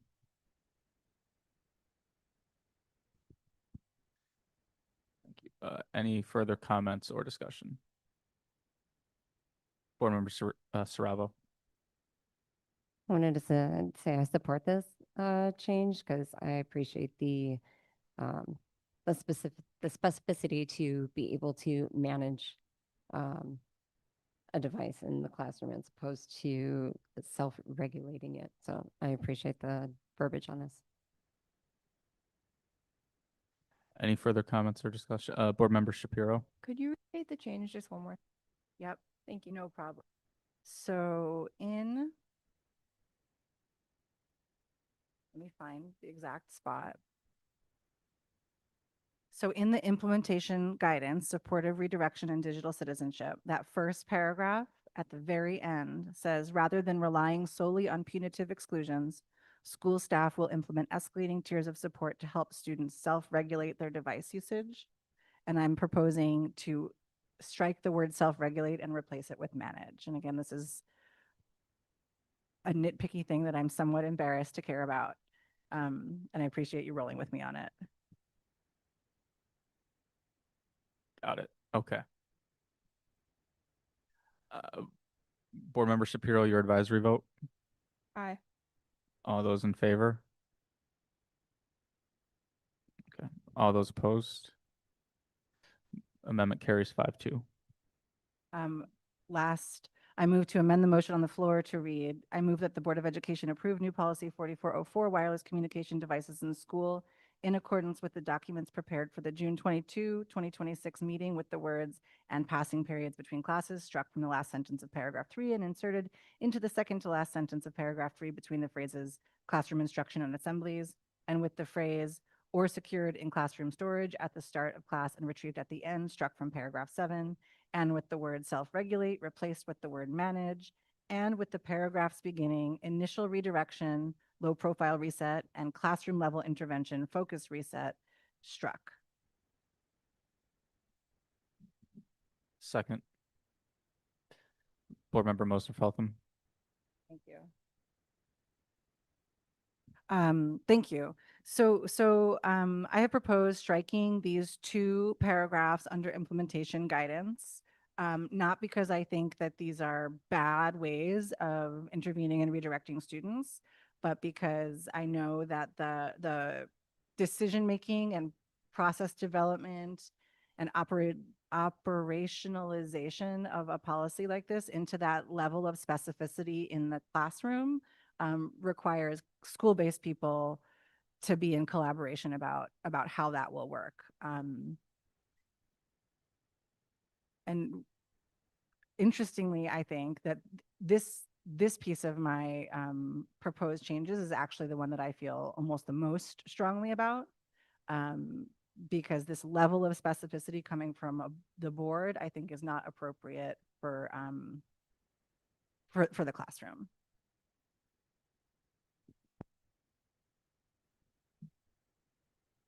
And I think that the implementation guidance, which directs schools to use a progressive supportive framework for device management that prioritizes uninterrupted instructional time, teaches positive digital citizenship, restores focus through a partnership between students, staff, and families, carries through to whatever operationalization decisions schools will make.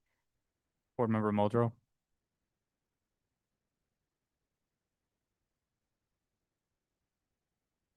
Got it. Any further comments or questions?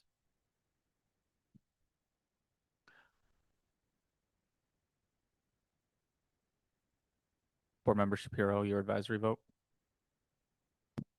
Aye. All those in favor? All those opposed? Amendment carries 5-2. Okay, so we're back to the regular motion as amended with the changes and language. Any further comments or discussion on this policy? Board Member Serravo.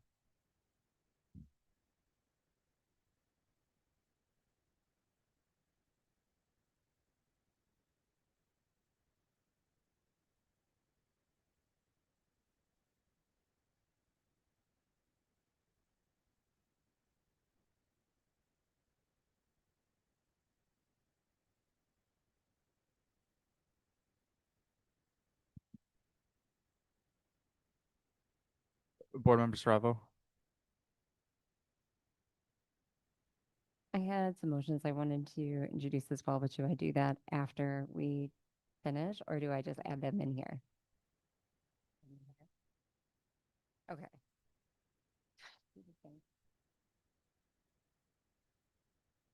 Sorry?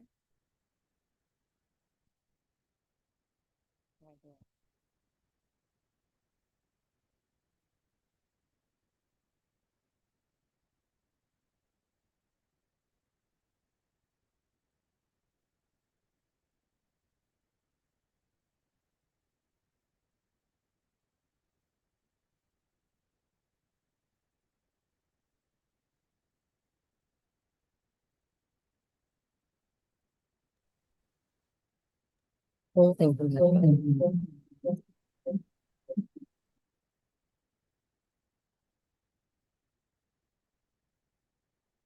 I move to amend the motion on the floor to read.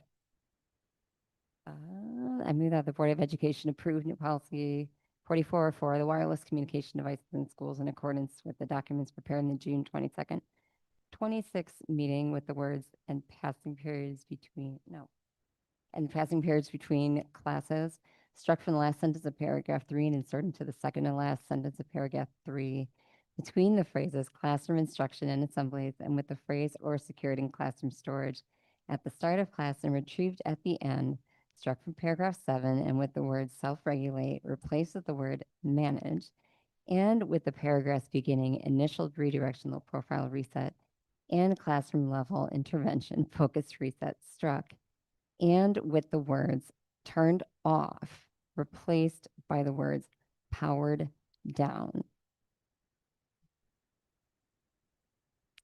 Added to the policy would be added effective immediately. Is that correct? Second, Board Member Vandermeulen, Board Member Muldrow. My question about this adjustment is if there is a way in which we would discover that a student had their phone powered off versus turned off, or powered down versus turned off.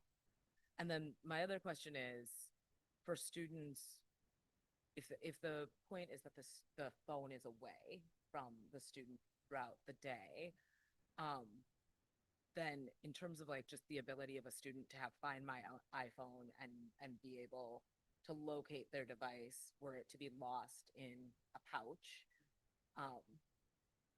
I guess I'm curious what you think the substantive difference is between this shift in language and what our response would be if we found out a student had silenced their phone versus powered it off. The purpose is for the amendment is to clarify the expectations for students and staff, as power down is a more precise term than turned off. Turned off most often or can mean that the screen is off, but that the phone is still functional and possibly on silent and still making just like the buzzing noise that we may randomly hear. The expectation is that we're not to see or hear the phone so that it disrupts whatever's going on in the class, but the expectation that we be fully shut down. So if there is a student that also, as I mentioned earlier, keeping it in one's backpack, but powered off. So it's not accessible, but also not making noises to them. So it's more for clarifying, more for clarification purposes of what is off. Okay. I'm not gonna vote in favor of this motion, in part because I respect the nuance of what you're speaking to. But whether it's powered off or turned off, I think for me personally, if a student has their phone on silence and maintains the ability to find their phone, I don't want that to be an area of severe tension in terms of how we enforce or relate to this policy. I think I'm gonna abstain from voting because I am not super, it's not that I love the language that's already there. And also I don't see my values represented in the change. And so I appreciate the explanation and thanks for making the motion. Board Member Pearson. Yeah, so I appreciate the sentiment around that. As a person who kind of tracks my kids throughout the day, making sure that they are getting to work and all other activities, powered down, I wouldn't be able to track my kid. And so, that's one thing. Also, I just want to just say that my opposition to the prior motions stems from the original amendment request, because based off of the way that the motion was stated, it didn't necessarily have, it was based off of the passing of the previous ones. And so because of that fundamental piece that I did not agree with, then I had to vote. But I do understand some of the changes that Board Vice President Moser-Feltham mentioned, and some of them I did agree with. But unfortunately, because of that, I just wanted just to explain that. Because of that original amendment, I didn't agree with. Yes. Okay. Thank you. Any further comments or discussion? Board Member Shapiro, your advisory vote.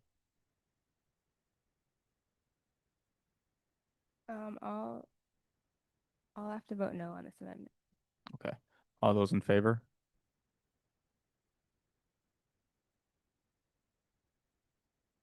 All those opposed? Amendment does not carry 2-5.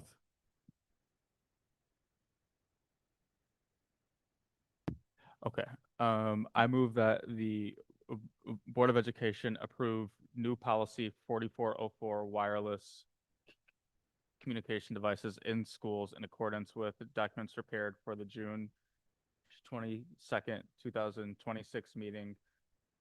And the policy will be effective immediately. I think. As amended by the board tonight. Okay. Second, Board Member Muldrow. Discussion. We did the amendment, didn't do the actual motion. Oh, just a good question. Board Member Vandermeulen. She was asking. Okay, got it. Okay, any comments or discussion on the motion as amended? Board Member Shapiro, your advisory vote. Aye. All those in favor? All those opposed? Motion carries 5-2. Okay. Moving on to action items that proceeded through the operations work group held on June 8th, 2026. Motion number 1, I move that the Board of Education approve and adopt the 2026-2027 preliminary budget as proposed in the total amount of $989,102,432 or $926,542,051 net of interfund transfers, inclusive of funds 10 general fund, 27 special education fund, 3930 referendum debt service, 41 capital maintenance fund, 4249 capital referendum fund, 50 food service fund, and 80 community services fund, with said proposed budget having been identified in the document entitled DPI budget adoption format in the June preliminary 2026-2027 budget book. Second. Discussion. Like to make a budget. Board Member Vandermeulen. Yep. And for the food service workers, sorry, let me pull it up because I can't read my handwriting, so forgive me. But that is to be expected. I move as follows. That we add 3.0 FTE high school food service workers. We would add 3.0 FTA food service worker positions to support meal service operations at the district's comprehensive high schools. 1.0 FTE food service worker East High School. 1.0 food service worker West High School. 1.0 FTE food service worker La Follette High School. I put, to make this cost neutral, I put the superintendent shall incorporate these positions into the approved staffing plan for the 26-27 school year and take it out of, and it will cost approximately $75,000 per position or a total of $225,000. Second, for the sake of discussion. Discussion. Yes, I feel this. I respect the food service plan. I respect our workers, and I respect the ability to serve the breakfast and the meals. But we need to make sure the kids have what they have to eat, but not just what they have, but they have what they like to eat and what they're available to. Right now, if we move people solely to elementary school and move that, we're going to seriously jeopardize and overtax our staff. I've been in those lunch lines. I've worked and helped out there. I've seen that. I've talked to staff. I've seen the effects of it with my juvenile clients. the ones who are the ones who get a lot of those services that get the free and reduced lunch. Yes, I'd like La Folla to eventually become a community CFP school. Excuse me, I'm bad with acronyms, but very simply, that we're not there yet. But where we are and what I can support is to replace the 3 staff who are moved. So that way the programs can continue and we can provide the quality food service our students have come to expect. And that is why I am bringing this motion, and I respect my colleague. Thank Blair for the second. Board Member Mosner Falcon. Thank you.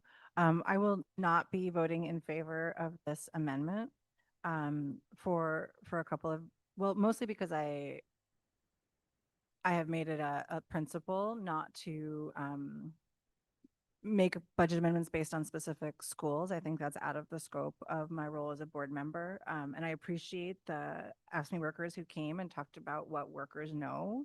But I don't think that because it is not our purview to direct people's work location, I won't be voting in favor of this amendment.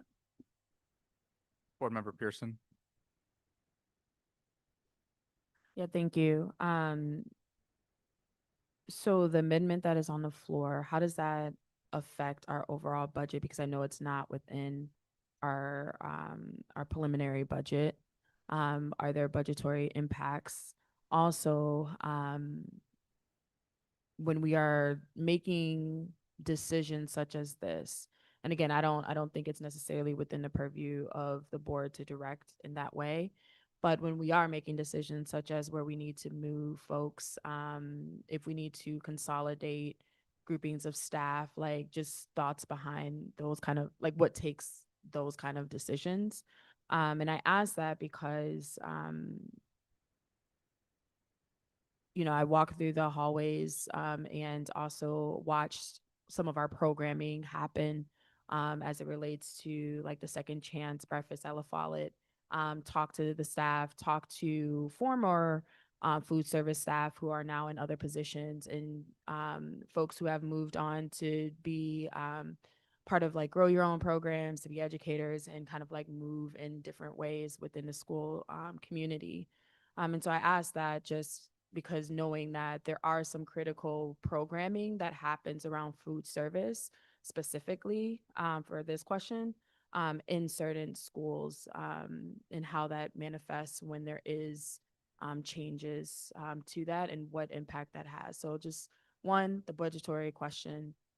Two, then just general. You don't have to give me in depth, but just general how some of those decisions are being made. I can answer what I had written in the amendment, if I may, Chair. I appreciate that. However, I'm asking the administration to respond to my question. Oh, okay. I did finish in the motion what the funding source was. I never finished it. Bob, go ahead. So, the motion that Hold on. I just finished what the statement said. It was of where it was coming from. It's already not in the budget Bob. book. Okay. Where's the funding coming from? It was coming for the 225,000. I asked, although it probably will not happen, I asked for it to be taken from that the superintendent make decisions to cut administrative staff of 225,000, making it a budget neutral amendment, which is what it says in the text. Bob. Yeah, so technically the balance budget for 26-27 preliminary budget is balanced. This would add 225,000 in cost of Fund 50, which would increase our Fund 10 transfer because we're operating as a deficit right now. But as Board Member Vandermeulen mentioned, she has said she'd like us to identify cuts at central office. I would say when I had my conversations with Board Member Vandermeulen, said there's no way I can come up with cuts of 225,000 at this point in time. We'd have to take a look at that this summer before we bring back the budget in October. And I also shared it's difficult for us to find $225,000 in cuts because our contracts are out for staff, which we are required by law to already offer for the next school year. and 81% of our costs are staff. So it will be difficult to find 225,000, but we'll take a look at it this summer if successful and identify some cuts. Actually, like, to change that per se? Board Member Vandermillen. Yes, I taped our conversation because I didn't believe it would be returned accurately. You stated that you would inform Dr. Gothard and ask him about it. You did not tell me that it couldn't. Dr. Gothard did, and I would like it respected for the record.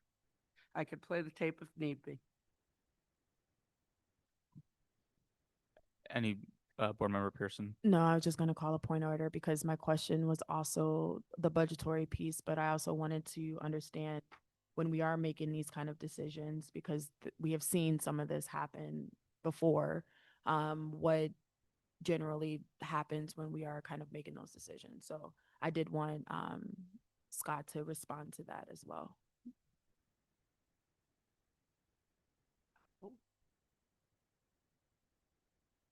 Good evening. Decisions here are never easy for us. We love our staff and what they do for our students. We're focused really, really hard on making sure we get a good return on our investments over the next 10 building plan, this program. Also looking at our younger students, we have large elementary schools that do have challenges, right? A lot of free and reduced schools, whether CEP or not, there are still a lot of students at our elementaries that equal what our high school level is now at 3.0. So our high schools average about 350 to 400 meals per day, and we have elementaries that are at the same level and they get 0.0 FTE or 2.33. So looking at the balance of where the students are at need and at the same balance of equations, and also research that tells us if we get students at a younger program that are really encouraging and eating, and family members and parents also encouraging students to eat, they don't have the ability to go other places, right? They don't have the sodas and the chips or other things that they have. So we try to get them put to the level where they can start to trust and adapt to us, and families can kind of grow with us, and then bringing that forward into the high schools. Also in the high schools, we also did adjust the workload of the staff, saying we don't need 5 menu items because it's, 80% is the top tier. We keep those menu items because they're very high movers, because that's what they're eating, right? We're looking at the data for what are they actually eating and what are we actually not serving and being thrown away or moved to other places.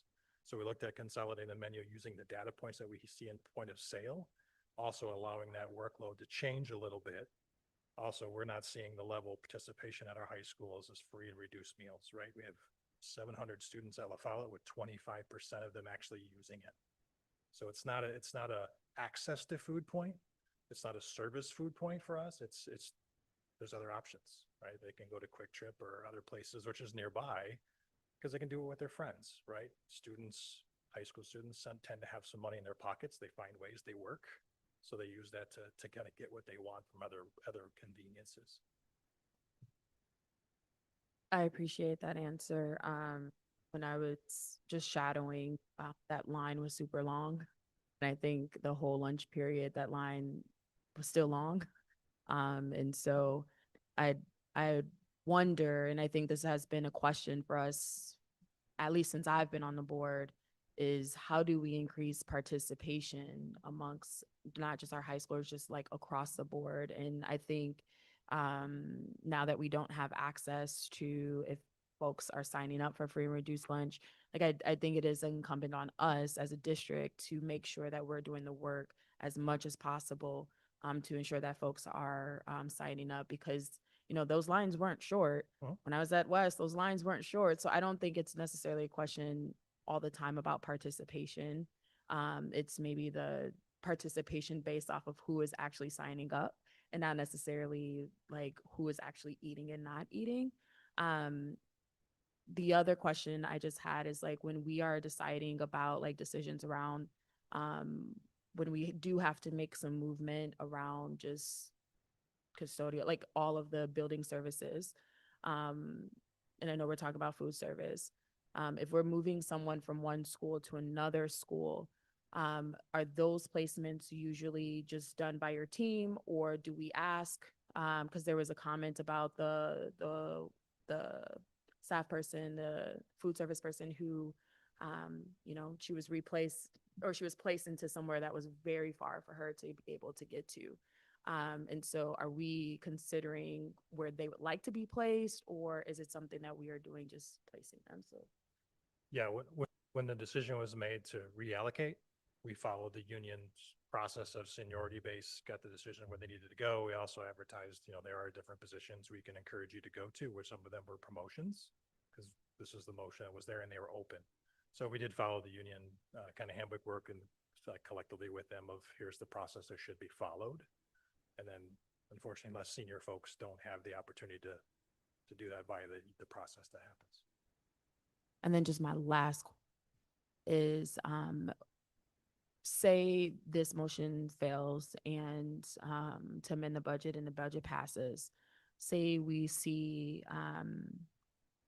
kind of the things that folks have advocated tonight around the food service, especially at places like La Follette, actually materialize, because I do think there is a possibility that they will, a high possibility, high chance that they may materialize.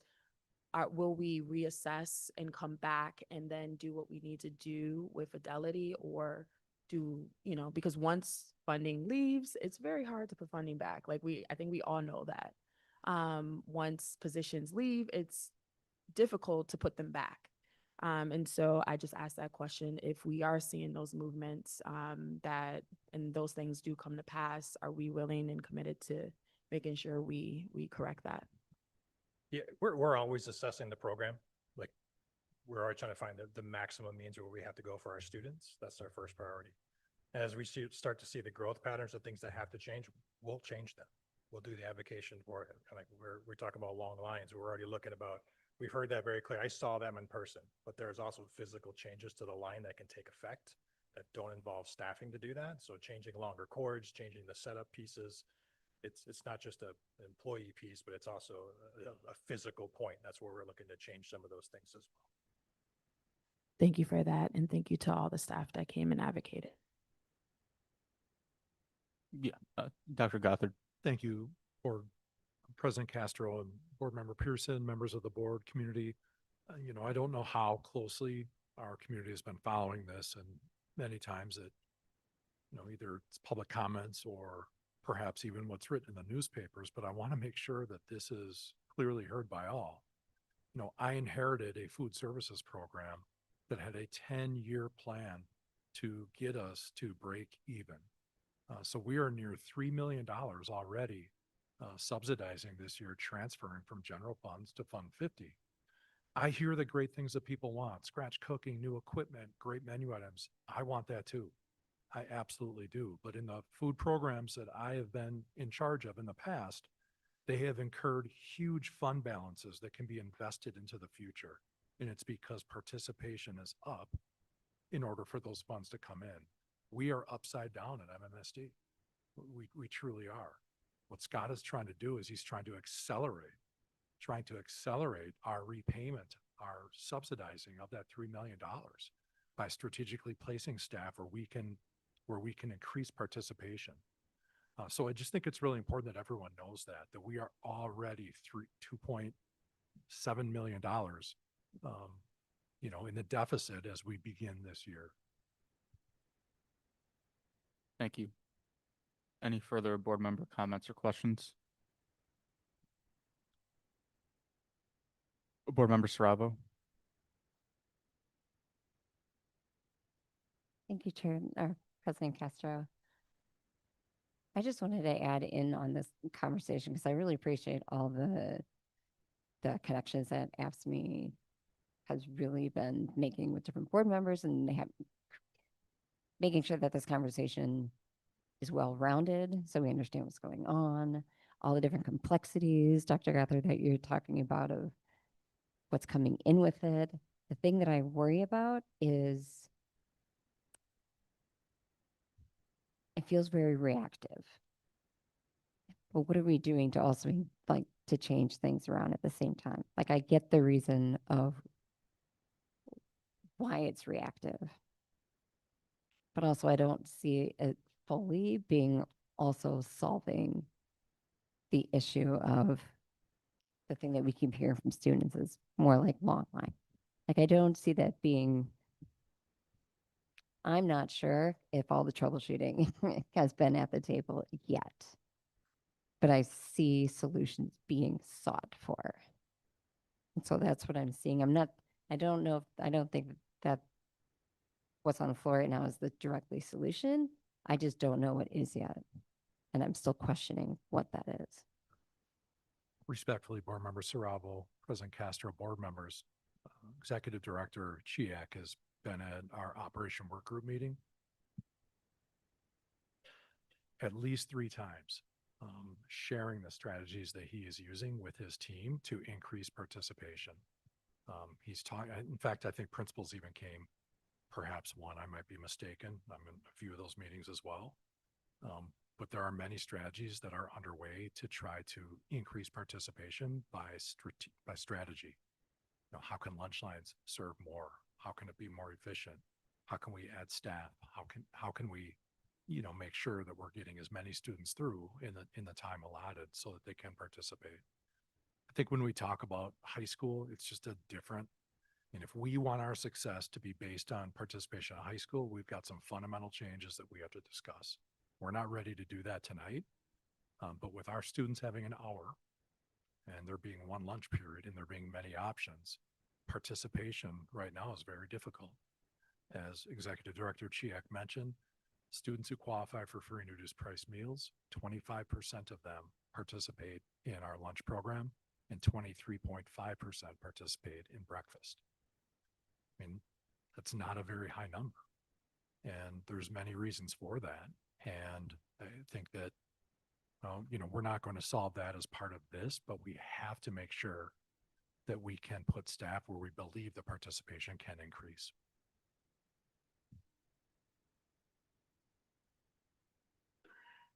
Any further board comments or questions? Board Member Muldrow. Board Member Vandermeulen, I want to thank you for this amendment and the thoughtfulness behind it. I am really struggling with the logistics of this. And in a similar way, I think you and I have worked together long enough for you to know that I struggle when we talk about surplus or kind of folks moving to one place, because if you move folks back, you create a vacancy at the other location. And so I just don't know how to make an amendment like this functional in real time on the floor. And though I greatly appreciate the sentiment and spirit of it, personally as a board member, that I have the analysis of operations to support this amendment. I do want to say I greatly appreciate the folks who showed up tonight to advocate for themselves and the integrity of their work. And I also greatly appreciate Dr. Joe Gothard speaking to the realities of where we're at and how we're uniquely positioned as a district and what it's going to take to change that. And so I hope that we can do the work to get to a very different place in terms of how we create integrity in relationship to the staffing and food that we provide for our young people. However, this evening I will not be able to support your vote. And I greatly appreciate the conversation we've been able to have about it. I appreciate, Chair. May I say one thing? I should have put it in better. Our board amendments were due April 20th. We didn't get the budget till May 11th, so I should have thought about it ahead of time, but I didn't realize the effects of it ahead of time. I will be more timely at the next time. Any further board member comments or questions? Well, Board Member Shapiro, your advisory vote?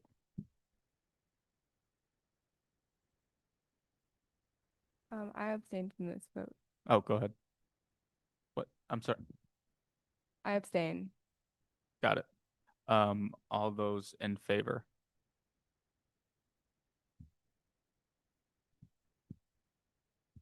All those opposed? Abstentions are, okay, one abstention. Okay, so we have 151. Okay, back to the primary motion. Any comments on the first budget motion? Comments, questions, further amendments? Board Member Mosner Feltham. I'm super excited to vote in favor of this motion. We've been working as a body. The team and administration has been working on this for many, many months to produce for us and for our city a balanced budget that is fiscally responsible and that accomplishes a lot of the highest priorities that we have set forth as a body and that we've heard from the community. This budget accomplishes paid parental leave for all employees, which will make us the first district in Wisconsin to offer that benefit to our employees. It invests in the people who are doing work with students and behind the scenes every day with full cost of living increases as well as steps and lanes. And you know that cost of living increase is so essential right now because inflation is affecting every single person who works for this organization as well as our organization itself. I'm really proud of this. I'm really proud and grateful to voters who approved our 2024 referendum that is going to impact this next year's budget. I'm really proud and grateful that we're not giving up on our city schools, even as we experience pressure from the state to do so. And I look forward to seeing what this budget can accomplish in the 26-27 school year for our students. Thank you. Board Member Pearson. Yeah, thank you. I want to echo Board Vice President Mosner Feltham's comments tonight. And I want to specifically highlight the fact that, yes, the state has continued to underfund public education. And I understand that there's been a lot of conversations around the constitutional right for young people to have access to an education, a fully funded education.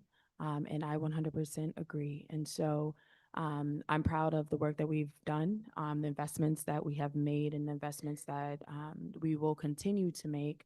And as a board, I'm proud that we continue to be very thoughtful about that as well. And I just implore our state to fully fund public education. And that is not just a request for urban schools, but it's also a request for our rural schools and our smaller school districts as well. So please fund public education. Board Member Vandermeulen. All right. Any further comments or discussion on the budget? Okay. I just have some brief comments. I'm proud to vote for this budget tonight. The costs of education have never been higher, and the needs of our students have never been more immense or complex. We face double-digit percentage increases in healthcare. We face growing costs in operational materials and a state legislature that has failed to act in improving the school funding formula to reflect the needs and rising costs to operate schools and serve students. Amidst all this, our students also face a adverse political climate, attacked by some in our country for simply being who they are. I just want to note that since the 2022-2023 budget cycle, we've cut administrators in our district, yet I will note that they work in service to our schools and many work in our schools on a daily basis. We've added teachers and staff that nourish the social and emotional well-being of our students, and we worked with our union to address salary compression for our veteran teachers. At the same time, our students who are economically disadvantaged continue to grow, as does the language diversity in our schools, which nourishes our community, but demands a change that we have to do to educate children. But we continue to expand full day 4K. We've approved new math teaching materials and made important strides in further implementing the science of reading materials. So the vote on the budget tonight is yes for me. Dr. Gothard. Thank you, President Castor, members of the board. I just want to take this moment to thank Assistant Superintendent Soldner and his entire staff. This budget is, you might have noticed, is almost $1 billion.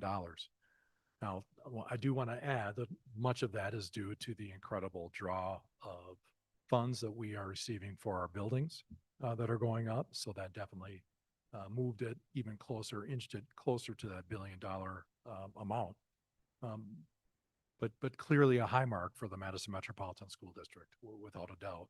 I think a few things to add to that. One is the cost of benefits. I don't think I heard come up tonight, and a national crisis right now. I can't tell you the organizations I belong to. I think each of them is having a focus right now on what can school districts, what can public sector workplaces do to somehow bring in and bring down the cost of healthcare and other benefits as well. So something that we are going to actively engage in. I also want to point out that not only are we going to demand that our legislature fully funds public education, we are going to make marks as a school district and a board in this coming year as well. We have a plan that we'd like to propose so that we can get regular, ongoing communication with the board and with the community in an advocacy type role. Not to say that we haven't done in the past, but I know how if you want to be. So I'm taking that as a personal charge to make sure that we're meeting this moment and that our schools are funded to the level that we need.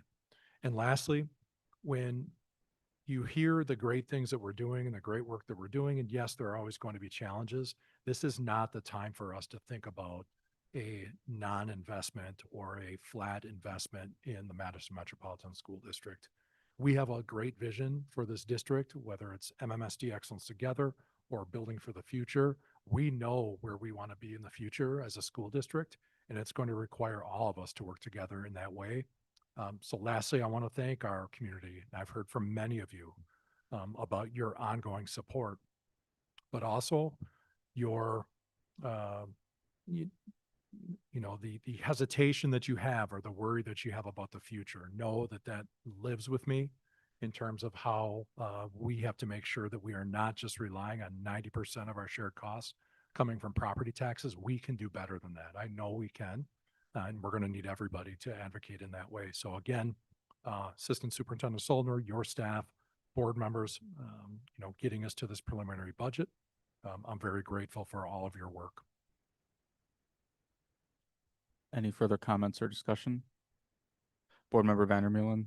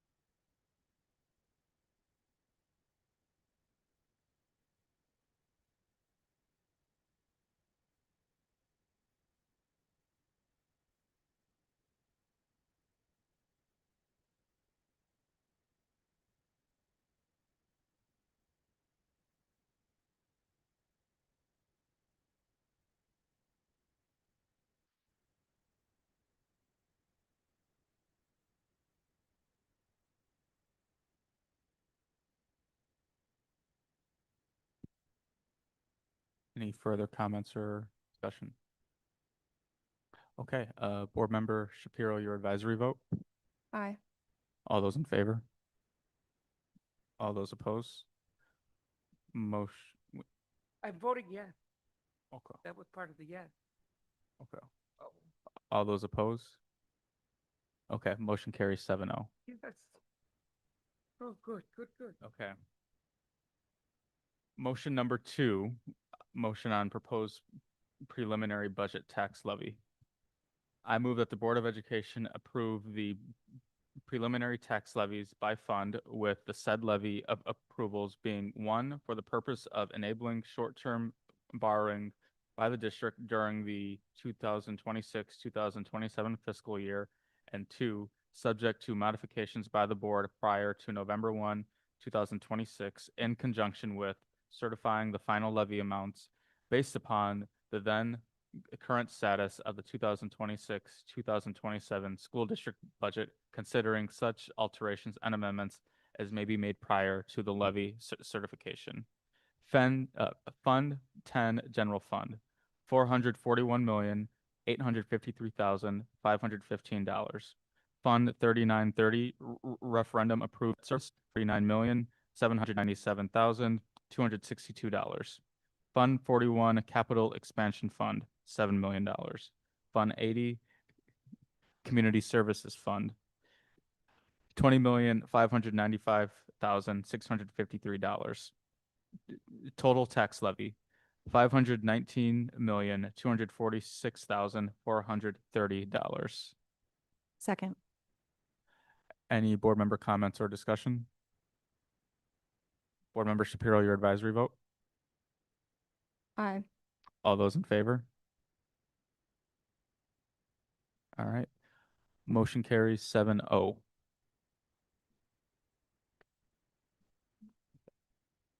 On to the consent agenda.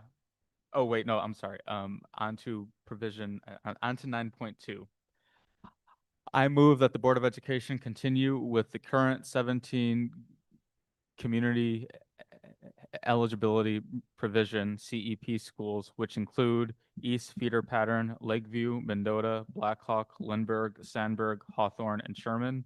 The Follett Feeder Pattern, Kennedy, Henderson, Loriman, Carey, Badger Rock, and Shank. West Feeder Pattern, Leopold and Wright. Memorial Feeder Pattern, Orchard Ridge and Anana. Standalone site, Capitol High. I also move that the Board of Education approve the addition of Muir Elementary School and Whitehorse Middle School to the current community eligibility provision schools for a total of 19 schools. Second. Comments or discussion? Board Member Muldrow. Yeah, I just want to take a moment to thank our administration for their incredible conviction to making sure that our young people have food at school. I am tremendously proud that we are expanding this program to include 2 additional schools. And I'm also proud that we are doing that based on real pronounced need in those locations. I think it would be really wonderful to be able to do this for our entire district. We just had a long conversation about the financial reality of our food services department and their work. I think like we're doing this in a really thoughtful and intentional way. And I want to thank our administration for giving us the opportunity to expand this program thoughtfully and based on need. Thank you. Any further comments from board members or questions? Seeing none, Board Member Shapiro, your advisory vote. Aye. All those in favor? Motion carries 7-0. Okay. On to the consent agenda. I move that the Board of Education adopt and approve all of the motions set forth in Section 10 of the electronic agenda prepared for the June 22nd, 2026 regular school board meeting, exactly as said motions are written. By voting affirmatively on this motion, a board member expresses his, her, or their affirmative vote on each of the motions consolidated hereby, subject to any express separations that have been made by any member of the school board. Second. Any separations? Board Member Vandermeulen? 10.14 and 10.34.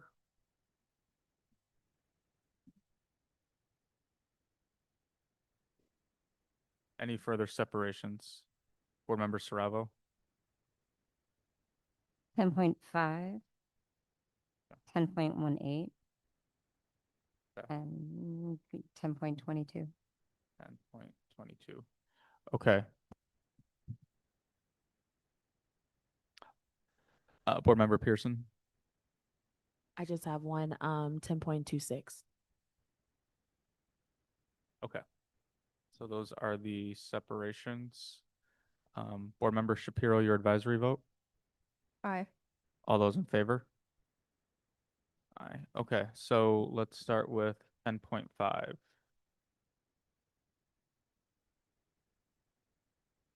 Core instructional materials in K-8 science. I move that the Board of Education approve an expenditure in the amount of $249,661.23 for the purchase of Amplify Science online licenses and instructional materials for teachers and students using the Curriculum and Instruction CRLM science budget for fiscal year 2026, 2027. Second. Second. Second, Board Member Mosner Feltham, Board Member Saravo. And thank you, President Castro. I wanted to inquire if the board can receive a new analysis. And this, we have a lot of curriculum that's coming to the table. So this one just being one of the many new curriculum pieces that are up here. Can we get a new analysis of how much screen time the new materials are suggesting as compared to what we had prior, just so we can revisit what the expectations are for that? Board Member Saravo, members of the board, yes, we could. However, I hope that you'll support me in bringing to you more of a comprehensive screen time analysis that we're going to conduct. Something that we've begun to work on already, but we want to work on in totality. Whether it will be broken down by each curriculum area or not, let's at least get a baseline, for this further discussion, but something that Dr. McCray and others are going to be leading this year with all of our departments. Thank you, Dr. Guthrie. That's exactly what I'm trying to get at. I want to keep us aware of where they're at, considering the other ones were not quite matched to the expectations, and from also just feedback I've been hearing from both staff and students. So I appreciate that. Thank you. Any further board member comments or questions? Board Member Shapiro, your advisory vote? Aye. All those in favor? Motion carries 7-0. Moving on to 10.14. Contract for Services Operation Fresh Start. I move that the Board of Education approve an expenditure in the amount of $250,000 for a contract with Operation Fresh Start for the provision of diploma and or work skills instruction during the 2026-2027 school year using funds from the FY27 Office of School Youth Reengagement budget. Second. Second, Board Member Mosner Feltham. Board Member Vandermeulen. Yes, I pulled this one because I just wanted to make sure that this is the same amount that we're receiving, that we have received in the past for OFS.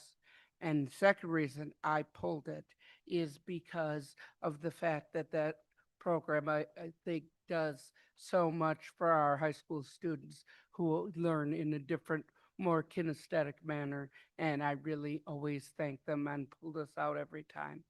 And so today's no different.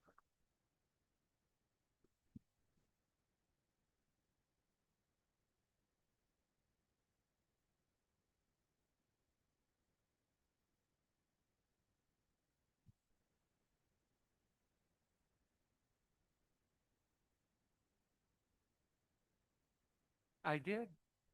Yep. I just want to be clear. Your question is it the same amount for Operation Fresh Start? So in the board memo, I just want to call out that it is the same amount as from last year. So it's the same amount for this year as well, which is already in the board memo. I figured much, but I always have. Thank you. Any further board comments or discussion? Board Member Shapiro, your advisory vote? Aye. All those in favor? Motion carries 7-0. Okay, on to 10.18, character strong. I move that the Board of Education approve an expenditure in the amount of $149,925 for continued utilization of character strong resources during the fiscal year 2027 student services IDEA flow through CCEEIS grant funding and student and staff support local SEL fund. Second. Who pulled this? Board Member Saravo. Thank you, President Castro. I wanted to dive into this a little bit. I want to understand, this seems like it's a new partnership that's focusing on SEL interventions. And I was wondering, Dr. Mulfenter, if you could let us know if this is replacing something that we have, how new this is going to be for our schools, and just a little background on where this is coming from. Absolutely. Thank you for asking, Board Member Saravo. So we've actually utilized Character Strong resources for the previous 4 school years, and they have served to be a vital resource in the implementation of Tier 2 and Tier 3 social and emotional learning for our students. They provide the resources for our student services staff and other team members at our schools to provide small group and individualized instruction in social and emotional skills for our students with that identified need. And so we continue to expand our utilization of these resources for our students' growth and development. I appreciate that. Is this something too that, just for understanding, is this something that is like a requirement for all staff, or are there certain staff that are getting access to this? There are certain staff members in our schools who have been trained and utilize the resource. So we don't have staff members who aren't trained. The resources are all utilized for students when the school team identifies that a student has a need in this area. This resource allows them to do some intervention matching and, again, kind of pair or group students for learning, but staff who utilize the resources are trained, such as our school psychologists, our school social workers, our program support teachers. So those are the staff members who are trained and use the resources to support students. Awesome. And one more question, and I don't know if you can answer this one or not, but when going through this, developmental designs is referenced also in the consent agenda. Are these two somehow, are they connected to a certain degree because they're kind of referencing some similar spaces? They are not connected. But our staff members do utilize their training through developmental designs to help consider which students might benefit from the use of resources. And there's a school team called a student services intervention team that would talk about what's happening for a student and make a decision about whether or not the application of Character Strong makes sense for that student based on that matching. The reason I was asking is because they both seem to reference the BEP in some form. And so I was looking for a little bit of clarification, is if these two are interworking at all, or if they're both independent. I would say staff training in each would interact together. Go ahead, Leah. Come on up. Come on up and on. So developmental designs is a framework and a training program that focuses on our classroom environments. And it is a key foundation for our approach to a multi-tiered system of support. So that's more foundational, universal classroom. What Nancy brought forward tonight from the team is more specific to intervention when students are demonstrating an increased need for additional support. Great. Thank you very much, Dr. Essler, and thank you very much, Dr. Mulventer. Thank you for the clarification. Any further board member questions or comments? Seeing none, Board Member Shapiro, your advisory vote. Aye. All those in favor? Motion carries 7-0. On to 10.22.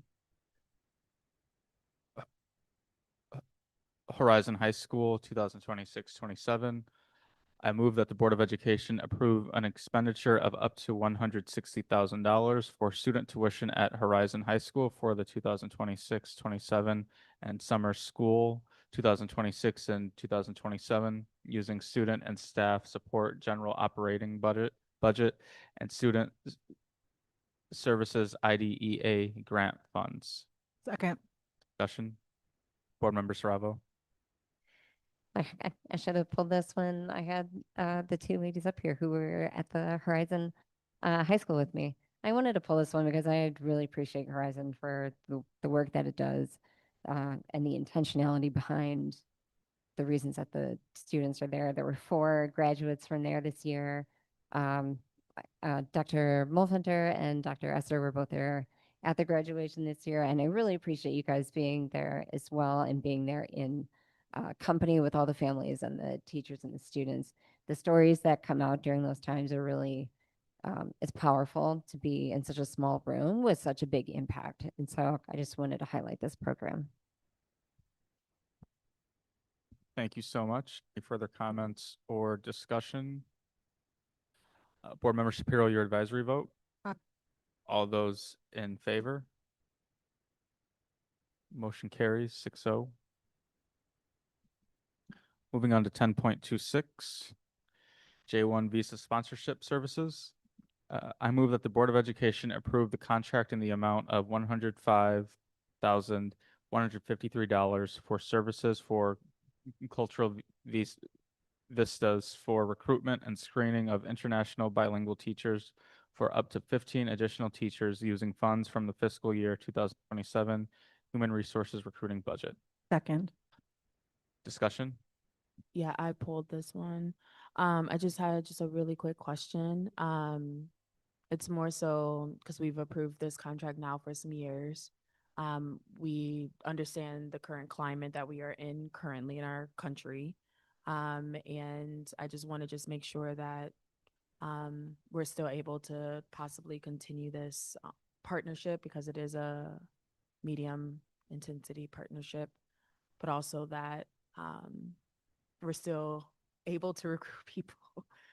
We are still able to do this, still are in business. We have the majority of the cost for this year is renewal of the teachers who've already been here.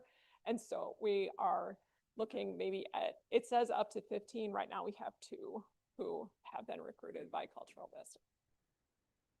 And I'm sure we'll probably get like an update later of just like why we're kind of in this all as well.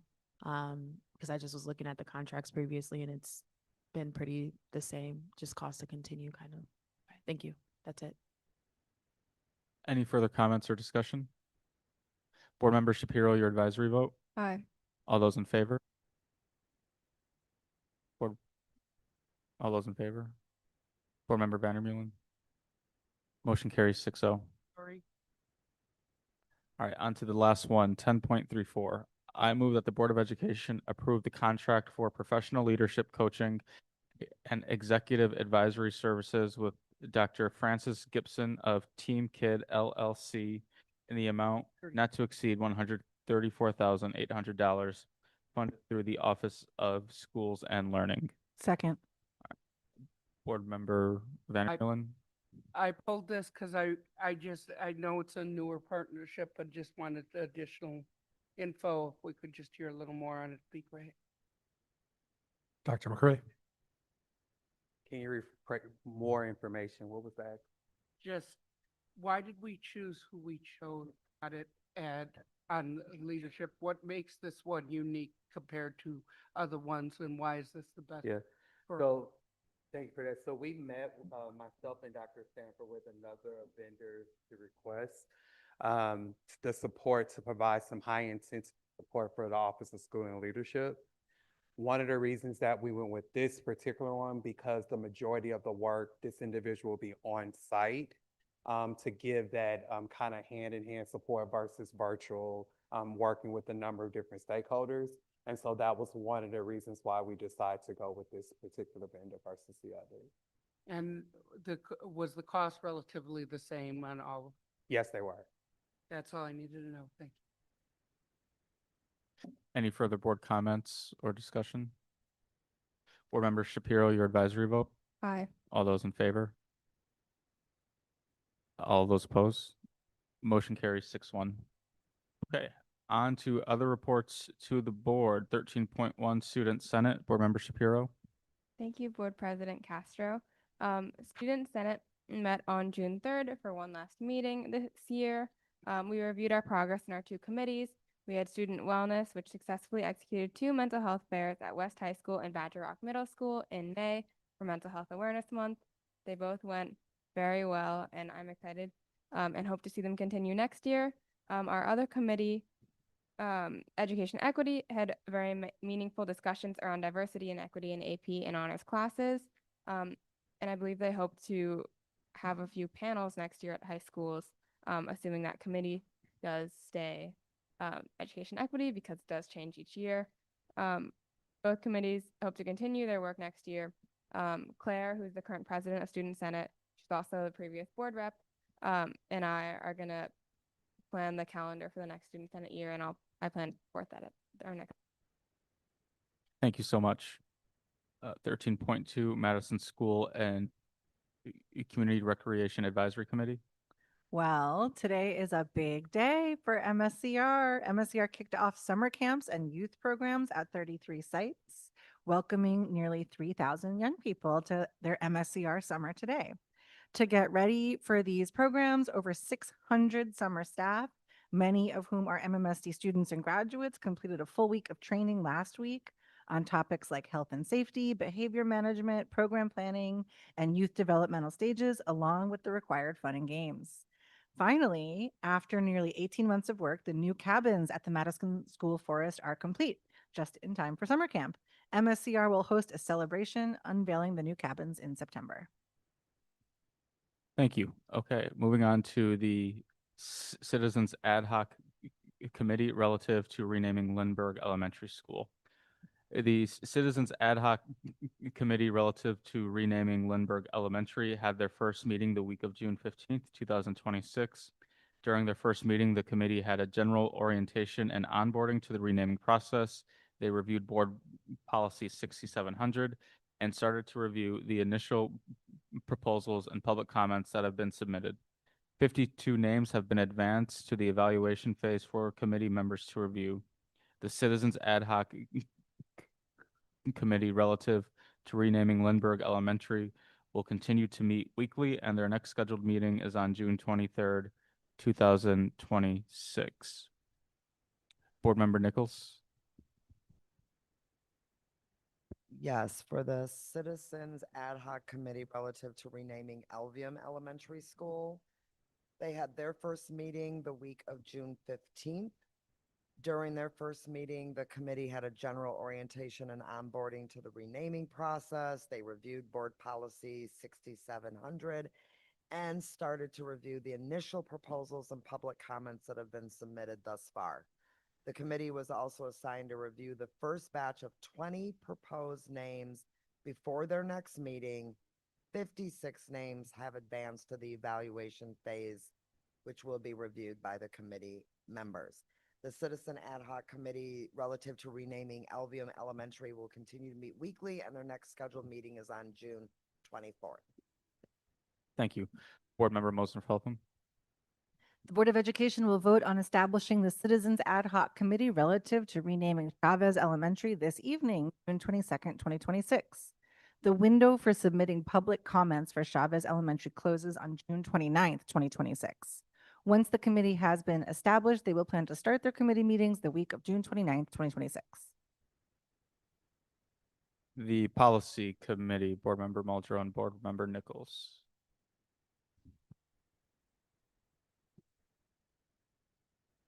Thank you, Board President Castro. The Policy Committee met this afternoon.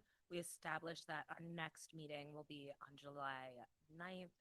We spoke to ways of working and developing a process for the board to engage in policy work. We also talked about the handoff of the policy, the last iteration of this committee's work.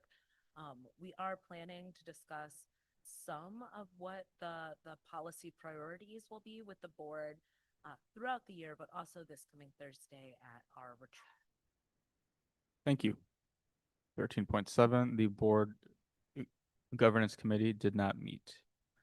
On to other business. 14.1, I move that the Board of Education ratify the Madison Teachers, Inc. Educational Support Professionals Association Collective Bargaining Agreement for the period of July 1, 2026 through June 30th, 2027. Second. Any discussion or comments? Board Member Shapiro, your advisory vote? Aye. All those in favor? Motion carries 7-0. 14.2, I move that the Board of Education ratify the Madison Teachers, Inc. Substitute Teachers Unit Collective Bargaining Agreement for the period of July 1, 2026 through June 30th, 2022.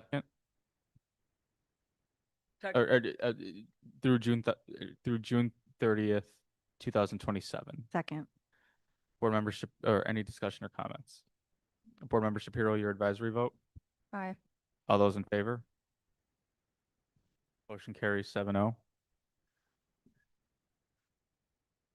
I move that the Board of Education ratify the Madison Teachers, Inc. Teacher Unit Collective Bargaining Agreement for the period of July 1, 2026 through June 30th, 2027. Second. Any discussion? Board Member Shapiro, your advisory vote? Aye. All those in favor? Motion carries 7-0. 14.4, I move that the Board of Education approve the following Mondays for holding the regular board meetings at 6 p.m. over the 2026-2027 school year. 2026, July 27th, August 24th, September 28th, October 26th, November 23rd, December 14th, 2027, January 25th, February 22nd, March 15th, April 26th, May 17th, June 28th. Second. Board Member Vandermeulen. Have we checked to make sure these don't fall on any religious holiday? Yes, I have compared them with the religious calendar and all the items that we usually do not schedule on. Thank, nothing for. Board Member Pearson. Just for the April 26th date, are we still within the window for elections for that meeting? Yes, I believe so. It's by the fourth Monday in April or by the end of May. Okay. New officers. Okay, I just wanted to make sure. Okay. Any further comments or questions? Board Member Shapiro, your advisory vote? Aye. All those in favor? Motion carries 7-0. Summer 2026 Board of Education meeting schedule. I move that the Board of Education approve the following dates for summer 2000. It says 25, but can I just do 26? Okay, yeah, I'll just do for summer 2026 meetings. July 24th, Board of Education retreat. July 27th, regular Board of Education meeting. August 3rd, instruction work group. August 10th, operations work group. August 24th, regular Board of Education meeting. Second. Any comments or discussion? Seeing none, Board Member Shapiro, your advisory vote? Aye. All those in favor? Motion carries 7-0. I move that the Board of Education establish a 12-person committee for the purpose of naming Chavez Elementary School as set forth in the document prepared for this regular meeting of the Board of Education dated June 22nd, 2026. I further move that 3 people as designated as alternate members should the need arise as set forth in the document prepared for this regular meeting dated June 22nd, 2026. I further move that Yvette Figueroa Cole be designated chair of the committee to rename Chavez Elementary School. Second. Any comments or discussion? Board Member Pearson. I just want to say thank you to all the members of all the different renamings, specifically this one as well. And the document just says like Chavez LVM Elementary School, just FYI. And thank you to Alder Jeanette Figueroa Cole for taking on the chair position. Thank you. Any further comments or discussion? Board Member Shapiro, your advisory vote? Aye. All those in favor? Board Member Pearson? Vote carries 7-0. Okay. I move that the Board of Education direct Maya Pearson as the representative on the City of Madison Joint Review Board to vote in favor on the 2026 project plan amendment to TID number 44, Royster Clark, as set forth and the documents prepared for the regular Board of Education meeting dated June 22nd, 2026. Second. Any comments or discussion? Board Member Shapiro, your advisory vote. Aye. All those in favor? Motion carries 7-0. I move that the Board of Education direct Maya Pearson as the representative on the City of Madison Joint Review Board to vote in favor of the 2026 project plan amendment to TID number 46 Research Park as set forth in the documents prepared for the regular Board of Education meeting dated June 22nd, 2026. Second. Any comments or discussion? Board Member Shapiro, your advisory vote. Aye. All those in favor? Motion carries 7-0. I move that the Board of Education direct Maya Pearson as the representative on the City of Madison Joint Review Board to vote in favor on the 2026 project plan amendment to TID number 50, State and Lake, as set forth in the documents prepared for the regular Board of Education meeting dated June 22nd, 2026. Second. Any comments or discussion? Board Member Shapiro, your advisory vote. Aye. All those in favor? Motion carries 7-0. I move that the Board of Education direct Maya Pearson as the representative of City of Madison Joint Review Board to vote in favor on the 2026 project plan amendment to TID number 51 South Madison as set forth in the documents prepared for the regular Board of Education meeting dated June 22nd, 2026. Second. Any comments or discussion? Board Member Shapiro, your advisory vote. All those in favor? Motion carries 7-0. I move that the Board of Education direct Maya Pearson as the representative on the City of Madison Joint Review Board to vote in favor on the 2026 project plan amendment to TID number 54, Pennsylvania Ave, as set forth in the documents prepared for the regular Board of Education meeting dated June 22nd, 2026. Second. Any comments or discussion? Board Member Shapiro, your advisory vote. Aye. All those in favor? Motion carries. 3 more. I move that the Board of Education direct Maya Pearson as the representative on the City of Madison Joint Review Board to vote in favor of the 2026 project plan to create TID number 56 Grand Canyon as set forth in the documents prepared for the regular Board of Education meeting dated June 22nd, 2026. Second. Board Member Vandermeulen? No, I was. Okay. Okay, got it. Board Member Shapiro, your advisory vote. Aye. All those in favor? Motion carries.